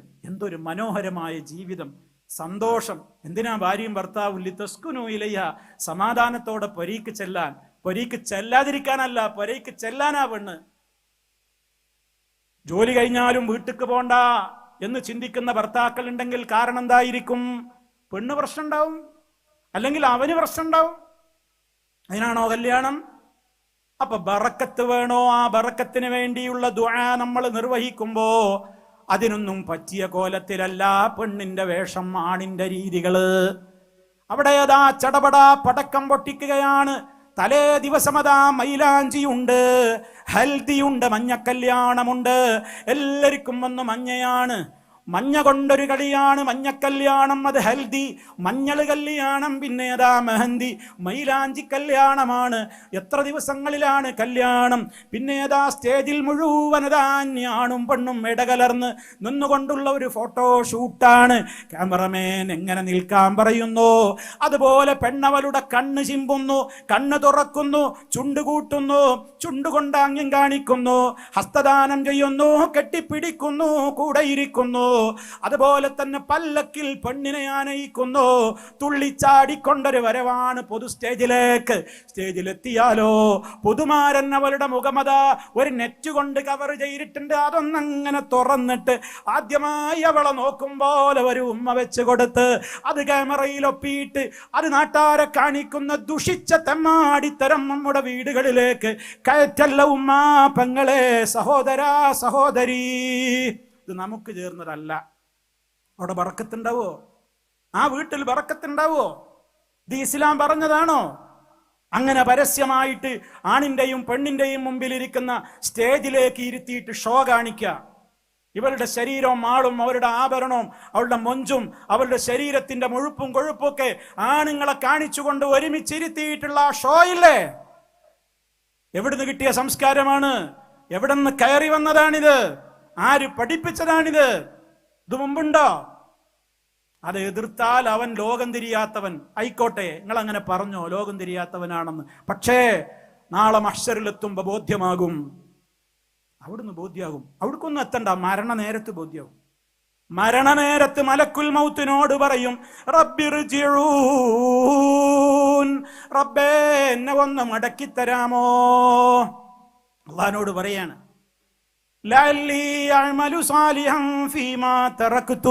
ഞാൻ ചെയ്യാതെ വിട്ടുപോയ ഒരുപാട് നല്ല നല്ല കാര്യങ്ങളുണ്ട്, അതൊക്കെ വന്ന് ചെയ്യാം. ചെയ്ത ഒരുപാട് ഉൽമകളുണ്ട്, വന്ന് തൗബ ചെയ്യട്ടെ, ഒന്ന് പിന്തിച്ചു തരാമോ? ആര് കേൾക്കാനാ ഉമ്മ ഉപ്പ കരച്ചിൽ? ആരും കേൾക്കാനില്ല. മരണത്തിന്റെ നേരത്ത് ഇനി രക്ഷയില്ല, ഒരു സെക്കൻഡ് ഇങ്ങോട്ടില്ല. ആരോടാണ് ഈ വാശി തീർക്കുന്നത്? ഉമ്മ പെങ്ങളെ, എന്ത് വേഷത്തിലാണ് കല്യാണത്തിന്റെ അന്ന് പെണ്ണിറങ്ങുന്നത്? ഏത് വേഷത്തിലാണ് പെണ്ണിനെ പല്ലക്കിലാനയിക്കുന്ന പെണ്ണുങ്ങൾ തുള്ളിച്ചാടുന്നത്? ഏത് വേഷത്തിലാണ് നിങ്ങൾ കല്യാണത്തിന്റെ ഓഡിറ്റോറിയങ്ങളിലേക്ക് പോകുന്നത്? ഏത് വേഷത്തിലാണ് നിങ്ങൾ പാർക്കുകളിൽ ഉല്ലസിക്കുന്നത്? ഏത് വേഷത്തിലാണ് നിങ്ങൾ യാത്ര പോകുന്നത്? ഏത് വേഷത്തിലാണ് നിങ്ങൾ ടൂർ പോകുന്നത്? അള്ളാന്റെ റസൂല് പ്രാർത്ഥന പഠിപ്പിച്ചില്ലേ യാത്രയുടെ വേളയിൽ? ആ പ്രാർത്ഥന ചൊല്ലിയ ഒരു ഉമ്മാക്ക്, പെങ്ങൾക്ക്, സഹോദരന് ടൂർ പോകുമ്പോൾ തോന്നിവാസം ചെയ്യാൻ കഴിയുമോ? എന്തും പറഞ്ഞിട്ടാ വാഹനത്തിൽ കയറുന്നു.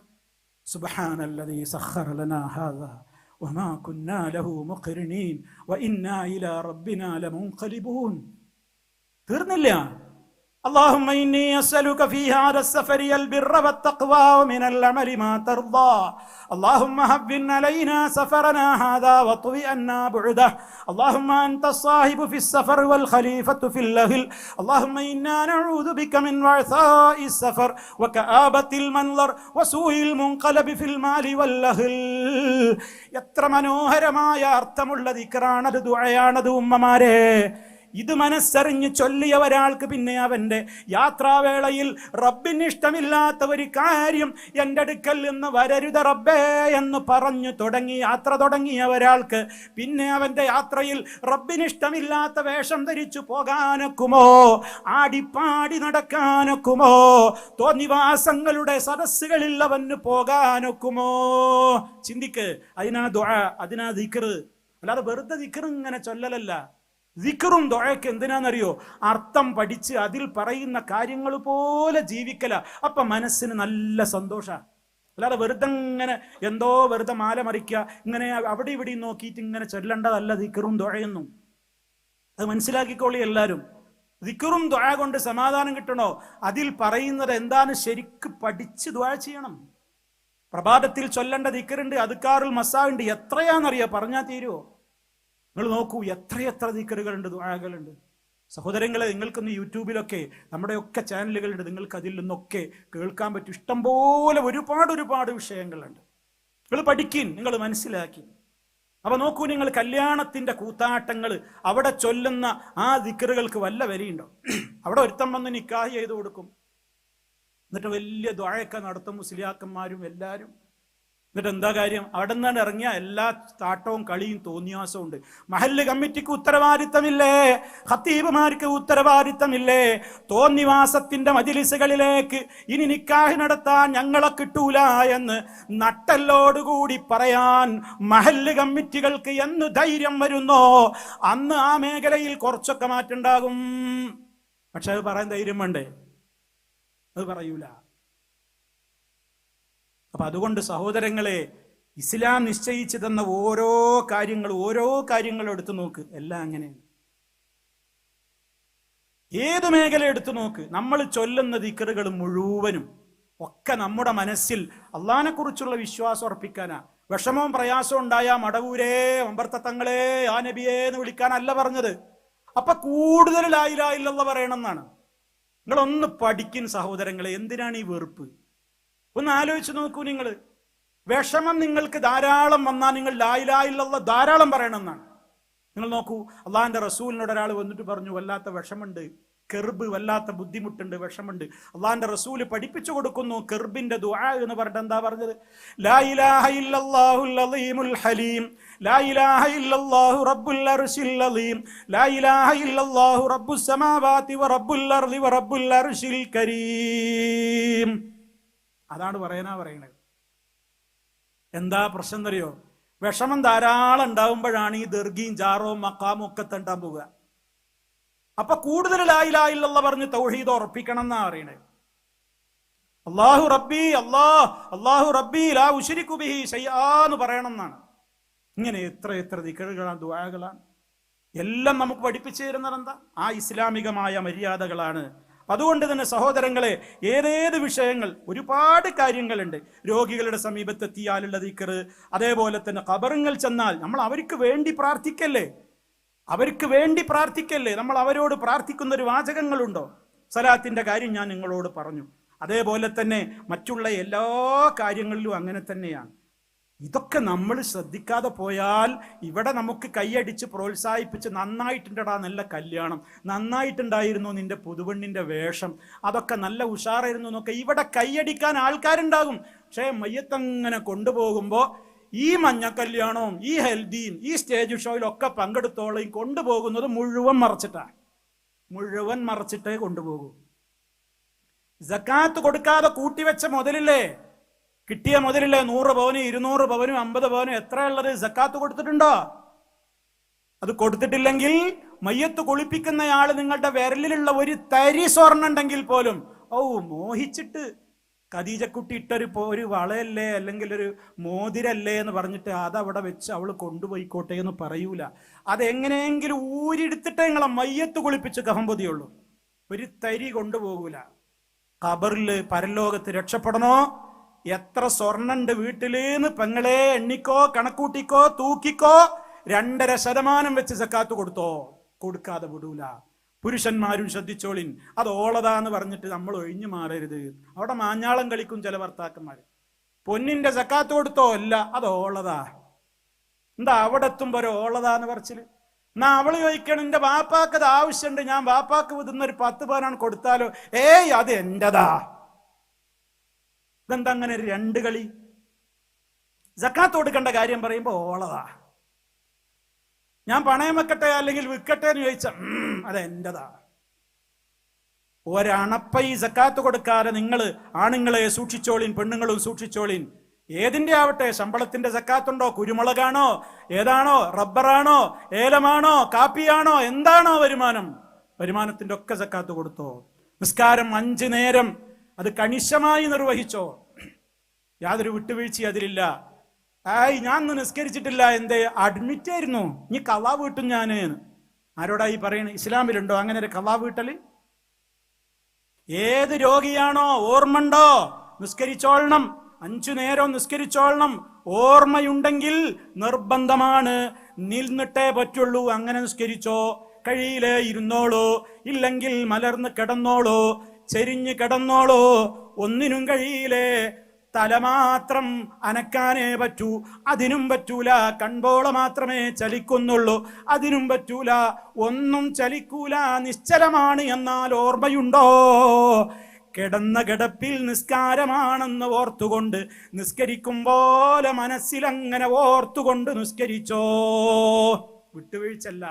ഇത് ഹോസ്പിറ്റലിലാണ് അഡ്മിറ്റ് ചെയ്താൽ പറയും ഇവിടെ ഒന്നും വൃത്തിയില്ല, ഈ വാർഡിൽ നിന്ന് നിസ്കരിക്കാൻ പറ്റൂല, ശരീരത്തിലൊക്കെ മൂത്രാണ്, അവിടെ ആ നേഴ്സ് തൊട്ടിക്കണ്, ഇവിടെ ഈ ഡോക്ടർ വന്നാണ്, അവിടെ കുറെ ആൾക്കാരൊക്കെ നടന്നാണ്, അവിടെ ഇനി പരി പോയിട്ട് നിസ്കരിക്കാം. അങ്ങനല്ല ഇസ്ലാമിൽ. രോഗിക്ക് നിസ്കാരത്തിന് അളവുണ്ട്. ഒരു നേരത്തെ നിസ്കാരത്തെ 2 നേരമാക്കി അദ്ദേഹത്തിന് ഒരുമിച്ച് കൂട്ടാം. ബുദ്ധിമുട്ടുകൾ അത്രത്തോളം ഉണ്ടെങ്കിൽ വെള്ളം ഉപയോഗിക്കാൻ ഉളുടുത്തു കൊടുക്കാൻ ആരുമില്ലേ? അയാൾക്ക് ഉളു പോലും നിർബന്ധമില്ല, ആരും സഹായിക്കാനുമില്ല, കിടന്ന കിടപ്പാണ്, ഒരാളും ഹെൽപ്പ് ചെയ്യാനില്ല, ഉളു പോലും എടുക്കാൻ വയ്യ. തയമ്മും ചെയ്തു കൊടുക്കാൻ പറ്റുമോ എങ്കിൽ അങ്ങനെ ചെയ്യ്. എന്താണോ കഴിയുക അങ്ങനെ ചെയ്തേക്കണം. നിസ്കാരത്തിന് ഇളവില്ല. നോക്കാൻ നിൽക്കുന്നവരും വേണം ശ്രദ്ധിക്കാൻ. ഇത് വാപ്പ ഉമ്മ നമ്മളൊക്കെ ഡോക്ടർമാർ രോഗികളായിട്ട് ഹോസ്പിറ്റലിലായാൽ അള്ളാഹു നമുക്കൊക്കെ ആഫിയത്തുള്ള ദീർഘായുസ് തരട്ടെ. മാരക രോഗങ്ങളിൽ നിന്നൊക്കെ നമ്മയും നമ്മുടെ കുടുംബാദികളെ ഒക്കെ അള്ളാഹു കാത്തു രക്ഷിക്കട്ടെ. പക്ഷെ ഇങ്ങനെ ഒരു പരീക്ഷണത്തിൽ അകപ്പെട്ട് കഴിഞ്ഞാൽ സഹോദരങ്ങളെ നിസ്കാരം ഒഴിവാക്കരുത്. നിസ്കാരം ഒഴിവാക്കാൻ വകുപ്പില്ല, ഒരു വകുപ്പുമില്ല. നിസ്കരിച്ചോളണം എങ്ങനെയാണോ പറ്റുക. അതിനപ്പം നമുക്ക് ഭയങ്കര സിമ്പതിയാണ്, പാവം തോന്നാണ്. ഉമ്മ മരുന്നടിച്ചോ, ബാപ്പാ മരുന്നടിച്ചോ, നിങ്ങൾക്ക് ഭക്ഷണം വേണ്ടേ, ഒക്കെ ചോദിക്കും. കൂടെ നിൽക്കണം മോളും മോനും ബന്ധപ്പെട്ടവരൊക്കെ, ഉമ്മ നിസ്കരിക്കണ്ടേ, ഉപ്പ നിസ്കരിക്കണ്ടേ എന്ന് ചോദിച്ച് നിസ്കരിപ്പിക്കുന്ന എത്ര മക്കളുണ്ട്, ശുശ്രൂഷകന്മാരുണ്ട്, സേവകന്മാരുണ്ട്. ഹോസ്പിറ്റലിൽ കൂടെ നിൽക്കുന്ന ആളുകൾ എത്ര പേരത് ശ്രദ്ധിക്കുന്നുണ്ട്. അത് ശ്രദ്ധിക്കണം. എന്താണോ കഴിവ്. ഇനി ഹോസ്പിറ്റലിലെ ബെഡ് ഖിബിലയിലേക്ക് തിരിച്ചിടാൻ ഒരു നിവൃത്തിയില്ല എന്ന് പറഞ്ഞിട്ട് ഒഴിവാക്കുന്നവരുണ്ട്. അതിനും ഇസ്ലാമിൽ ഇളവുണ്ട്. ഒരു നിലക്കും ഖിബിലയിലേക്ക് തിരിയാനോ വഴിയില്ലെങ്കിൽ ഉള്ള ഭാഗത്ത് കിടന്നങ്ങ് നിസ്കരിച്ചോ. ഇനി എന്തെങ്ങൾക്ക് പറഞ്ഞു തരേണ്ടത്? നിസ്കാരം ഒഴിവാക്കരുത്. പിന്നെ പുതുക്കം പോകുമ്പോൾ നിസ്കാരേ അല്ല, കല്യാണവും കളിയാട്ടവും ഒരു നിസ്കാരവും ഇല്ല, ടൂർ പോകുമ്പോഴോ ഇല്ല. അതിനിപ്പോൾ എൻ്റെ വേഷം ശരിയല്ല, ഞാൻ നിസ്കാരക്കുപ്പായം കൊടുത്തിട്ടില്ല, കാരണം ഇവള് പോണത് വേറെ കോലത്തിലാണ്.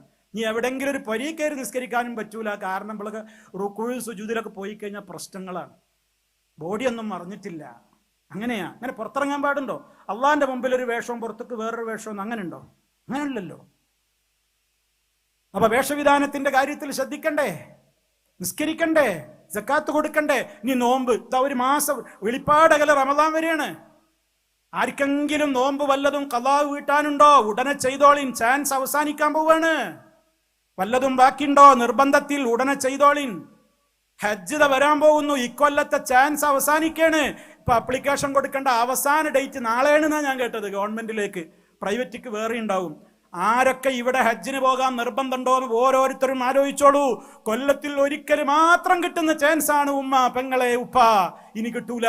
എന്റെ അടക്കം മരിച്ചു പോകുമോന്ന് അറിയില്ല. നല്ലോണം രാത്രി പോയിട്ട് ആലോചിച്ചോളിൻ. വീട്ടുകാർ കൂടിയിരുന്ന് ആലോചിച്ചോളിൻ. ഈ വീട്ടിൽ ആർക്കൊക്കെ ഹജ്ജ് നിർബന്ധമുണ്ട്. ഉടനെ അപ്ലിക്കേഷൻ കൊടുക്കുക, വേണ്ടത് ചെയ്യാ. സുന്നത്ത് നോമ്പുകൾ എടുത്തോളൂ, പക്ഷേ എല്ലാത്ത നോമ്പിന്റെ പിന്നാലെ പോകണ്ട. റജബ് പറന്നു. റജബ് മാസം വന്നപ്പോഴേക്ക് മൗലിയന്മാര് വ്ളോഗ് കേട്ടിറങ്ങി. റജബ് വന്നിരിക്കുന്നു, ഇതാ ഇനി ചൊല്ലേണ്ട ദിക്റ്, 1-ാം നാളിലെ നോമ്പ്, 2-ാം നോമ്പ്, 3-ാം നോമ്പ്, 4-ാം ദിക്റ് എന്ന് പറഞ്ഞിട്ട് തനിച്ച കളവ് അള്ളാന്റെ റസൂലിന്റെ പേരിൽ പറയണം. റജബ് മാസത്തിൽ ഏതെങ്കിലും ഒരു ദിവസം പ്രത്യേക നോമ്പില്ല, പ്രത്യേക നിസ്കാരല്ല, പ്രത്യേക ദിക്റുല്ല. പഠിച്ചു വെച്ചോളിന്റെ റജബാണ്. എന്നിട്ട് പറയും മേറാജ് നോമ്പുണ്ട്. മേറാജ് പോയ മുത്തു മുസ്തഫ അത് നോറ്റിട്ടില്ല, നമ്മളോട് നോൽക്കാൻ പറഞ്ഞിട്ടില്ല. പിന്നെ ഇവരോട് ആരാ അത് പറഞ്ഞത്? അപ്പൊ ഉള്ളത് നോറ്റോളിൻ. തിങ്കൾ നോറ്റോളൂ, വ്യാഴാഴ്ച നോറ്റോളൂ, എല്ലാ അറബി മാസവും 13, 14, 15 നോറ്റോളൂ. ഇനി 13, 14, 15 കഴിഞ്ഞില്ലേ, മാസത്തിൽ ഏതെങ്കിലും 3 എടുത്തോളൂ. സുന്നത്ത് നോമ്പ് ഇഷ്ടം പോലെ എടുത്തോളൂ. പക്ഷെ ഇല്ലാത്തത് നോൽക്കണ്ട. ഉള്ള നിസ്കാരം നിസ്കരിച്ചാ മതി. മിറാജ് നിസ്കാരം എന്ന് പറഞ്ഞിട്ടൊരു നിസ്കാരമല്ല, ബറാത്ത് നിസ്കാരം എന്ന് പറഞ്ഞിട്ടൊരു നിസ്കാരമല്ല, ബറാത്ത് നോമ്പ് എന്ന് പറഞ്ഞിട്ടൊരു നോമ്പില്ല. ഷാബാൻ 15 നോമ്പെടുത്തോ, 13 എടുക്കുന്നുണ്ടോ, 14 എടുക്കുന്നുണ്ടോ, 15 എടുത്തോ. 13 എടുക്കൂല, 14 എടുക്കൂല, 15 ഒരു ചക്കരച്ചോറ് നോമ്പ്, ഒരു ബറാത്ത് നോമ്പ് ഇസ്ലാമിലില്ല. ഉള്ളത് ചെയ്തോ, ഇല്ലാത്തത് ചെയ്യാതിരിക്കുക. അതാണ് മുത്ത് മുസ്തഫയോടുള്ള സ്നേഹം. അള്ളാന്റെ റസൂലിനോടുള്ള മഹബത്ത് എന്ന് പറഞ്ഞാൽ എന്താ? റസൂല് പറഞ്ഞിടത്ത് നിൽക്കുക, ചെയ്തത് ചെയ്യാത്തത് ചെയ്യാതിരിക്കുക. അങ്ങനെ ഏത് കാര്യത്തിലും ശ്രദ്ധിച്ചോ, ഇസ്ലാമികമായ ഓരോ കാര്യങ്ങളിലും അങ്ങനെ നമ്മൾ വീടാവേണ്ടത്. അങ്ങനെ നമ്മളെ കുടുംബവും നമ്മുടെ മക്കളെയും ഒക്കെ പറഞ്ഞ് മറ്റ് വിഷയങ്ങളിലേക്ക് ഞാൻ കിടക്കുന്നില്ല. കഴിഞ്ഞ 2 പ്രസംഗങ്ങളിലും കേട്ട ഒരുപാട് കാര്യങ്ങളുണ്ട്. ഒക്കെ കുറവെന്താണ്? നമ്മൾ ദീന് പഠിപ്പിച്ചിട്ടില്ല. ദീന് പഠിപ്പിച്ചു കൊടുക്കണം. വാപ്പ പഠിക്കാൻ പോകുന്നു, ഉമ്മ പഠിക്കാൻ പോകുന്നു, മക്കൾ പഠിക്കുന്നില്ല. നിങ്ങൾക്ക് കിട്ടിയത് അവർക്ക് കിട്ടുന്നില്ല. അപ്പൊ നിങ്ങൾ പറഞ്ഞിടത്തേക്ക് അവരെ കിട്ടൂല. നിങ്ങൾ പറഞ്ഞതിന് അവർക്ക് നിങ്ങളോട് ദേഷ്യമാകും. നേരെ മറിച്ച് നിങ്ങൾ പറഞ്ഞത് അനുസരിക്കണം എന്നുണ്ടെങ്കിൽ നിങ്ങളും അവരും ഒരേ കാര്യം കേൾക്കണം. അപ്പൊ കേൾക്കണം, വായിക്കണം, പഠിക്കണം, മനസ്സിലാക്കണം ഖുർആനും ഹദീസും ഒക്കെ. ആ ഒരവസ്ഥയിലേക്ക് നമ്മുടെ കുടുംബങ്ങൾ മാറണം. അതാണ് എനിക്ക് എന്നോടും നിങ്ങളോടും ഓർമ്മപ്പെടുത്തുവാനുള്ളത്. ഖബറിൽ നമ്മളെ കൊണ്ടുപോയി വെച്ചാൽ നമ്മളോട് ചോദ്യത്തിന്റെ നേരത്ത് അള്ളാഹുവിനെ കുറിച്ച്, റസൂലിനെ കുറിച്ച്, നബിയെക്കുറിച്ചൊക്കെ ചോദിക്കുമ്പോൾ കൃത്യമായി മറുപടി പറയാൻ നമുക്ക് സാധിക്കണമെങ്കിൽ അതേപോലെ തന്നെ നമ്മൾ ജീവിക്കണം. അല്ലെങ്കിൽ പറ്റൂല. ആരുടെയും കെയർ ഓഫിൽ രക്ഷപ്പെടാനൊന്നും ആരും വിചാരിക്കണ്ട. നൂഹ് നബിക്ക് പറ്റിയിട്ടില്ല മോനെ നന്നാക്കാൻ. കാഫറായി മുങ്ങി ചത്തുപോയി നൂഹ് നബിയുടെ പൊന്നാര മോൻ. ബാപ്പ നബിയാണ്. ആ കെയർ ഓഫിൽ മകൻ രക്ഷപ്പെടൂല. നമ്മൾ നന്നാവണോ? നമ്മൾ പണിയെടുക്കണം. ആസിയ ബീവി നല്ല ഭാര്യയായിരുന്നു. പക്ഷേ ഫറോവയെ ചെങ്കടലിൽ അള്ളാഹ് മുക്കിക്കൊന്നു. കാഫറായിട്ടാണ് അവൻ ചത്തുപോയത്. കാര്യമുണ്ടോ? ഭാര്യ നന്നായിരുന്നു, ഭർത്താവിന് കാര്യമൊന്നുമില്ല. നൂഹ് നബിയും ലൂത്ത് നബിയും നല്ല ഭർത്താക്കന്മാരാണ്, നബിമാരാണ്. രണ്ടാളുടെയും ഭാര്യമാര് നരകത്തിലാണ് എന്ന് ഖുർആൻ പറയുന്നു. നബിമാരുടെ ഭാര്യ അയച്ചിട്ട് കാര്യമൊന്നുമില്ല. നമ്മളൊന്ന് ആലോചിച്ചു നോക്കൂ, എത്ര ഗൗരവമാണ്. ഇബ്രാഹിം നബി അലൈഹി ഇസ്ലാമിന്റെ ബാപ്പ ഇബ്രാഹിം നബിയുടെ കൺമുമ്പിൽ വെച്ച് നരകത്തിലേക്ക് എടുത്തെറിയുമെന്ന് അള്ളാഹുവിന്റെ റസൂല് പറയാണ് മഹ്ശറിൽ വെച്ച്. ബാപ്പ നബി ആയതുകൊണ്ട് മോന് കാര്യമൊന്നുമില്ല, മകൻ നബി ആയതുകൊണ്ട് ബാപ്പാക്കും കാര്യമല്ല. അങ്ങനെ എത്ര ഉദാഹരണങ്ങൾ. നമ്മൾ നന്നാവണം, നമ്മൾ പഠിക്കണം. നിങ്ങൾ കുടുംബത്തോട് ഒന്നിച്ച് പഠിക്ക്. നമ്മുടെ വീടുകളിൽ ഇത്തരത്തിലുള്ള ഖുർആനിന്റെ പഠനങ്ങളും ശബ്ദങ്ങളും ഒക്കെ ഇന്ന് പഠിക്കാൻ എത്രയാണ് പ്രിയപ്പെട്ട സഹോദര സഹോദരി നമുക്ക് ചാൻസുകൾ ഉള്ളത്. നമ്മൾ നന്നായി പഠിക്കുക. ദിക്റുകൾ പഠിക്കുമ്പോൾ തെറ്റുകൂടാതെ പഠിക്കുക, അതിൻ്റെ അർത്ഥം പഠിക്കുക. അതൊക്കെ മനസ്സിൽ കരുതി പ്രാർത്ഥിക്കുക. അല്ലാതെ കേവലം ഒരു ചടങ്ങായിട്ട് മാലി മറിച്ചിരിക്കലല്ല ദിക്റ് എന്ന് പറയുന്നത്. ഖുർആൻ ഓതുക, ഖുർആന്റെ അർത്ഥം പഠിക്കുക. നമ്മുടെ മക്കളൊക്കെ സ്നേഹിക്കുക, കുടുംബത്തിലൊക്കെ സ്നേഹം ഉണ്ടാക്കുക, ആദരിക്കേണ്ടവരെ ആദരിക്കുക, ബഹുമാനിക്കേണ്ടവരെ ബഹുമാനിക്കുക, സഹായിക്കുക. നാട്ടുകാരിലൊക്കെ സഹായം അർഹിക്കുന്നവരുണ്ടാവും, സഹായിക്കുക. അന്യമതസ്ഥരോട് പോലും നല്ല നിലക്ക് പെരുമാറുക. നമ്മുടെ അയൽവാസി ഒരു ഹിന്ദുവാണ്, ക്രിസ്ത്യാനിയാണ്, ആരോ ആയിക്കോട്ടെ, അയൽപ്പക്ക ബന്ധം പാലിക്കണം. മനുഷ്യരാണ്, മാനവിക മൂല്യങ്ങൾ കാത്തു സൂക്ഷിക്കണം. അവിടെ മതം പ്രശ്നമല്ല, മാനവിക ഐക്യം. അതേ അവസരത്തിൽ അവന്റെ ആരാധന നമ്മൾ കടമെടുക്കണ്ട. അവന്റെ ക്രിസ്തുമസ് ആഘോഷിക്കാൻ നമ്മൾ പോണ്ട. നമ്മളെ ബലിപെരുന്നാൾ ആഘോഷിക്കാൻ തക്ബീർ ചെല്ലാൻ അവനോടും പറയണ്ട. അത് രണ്ടു കൂട്ടരും അവരവരുടെ നടത്തിക്കോട്ടെ. അതേ അവസരത്തിൽ ഓരോരുത്തരുടെയും ഏത് വീട്ടിൽ രോഗമുണ്ടോ നമ്മൾ സഹായിക്കണം. എൻ്റെ അയൽക്കാരനാണ്, അവൻ ജോസഫ് ആവട്ടെ, ഇനി മറ്റേ രാമനാവട്ടെ, ആരോ ആയിക്കോട്ടെ, എൻ്റെ അടുത്ത സഹോദരനാണ്, എൻ്റെ നാട്ടുകാരനാണ്, ആ നിലക്കുള്ള എൻ്റെ സഹോദരനാണ്. മനുഷ്യരെന്ന നിലക്കുള്ള ആ നിലക്കുള്ള ആളുകളാണ്.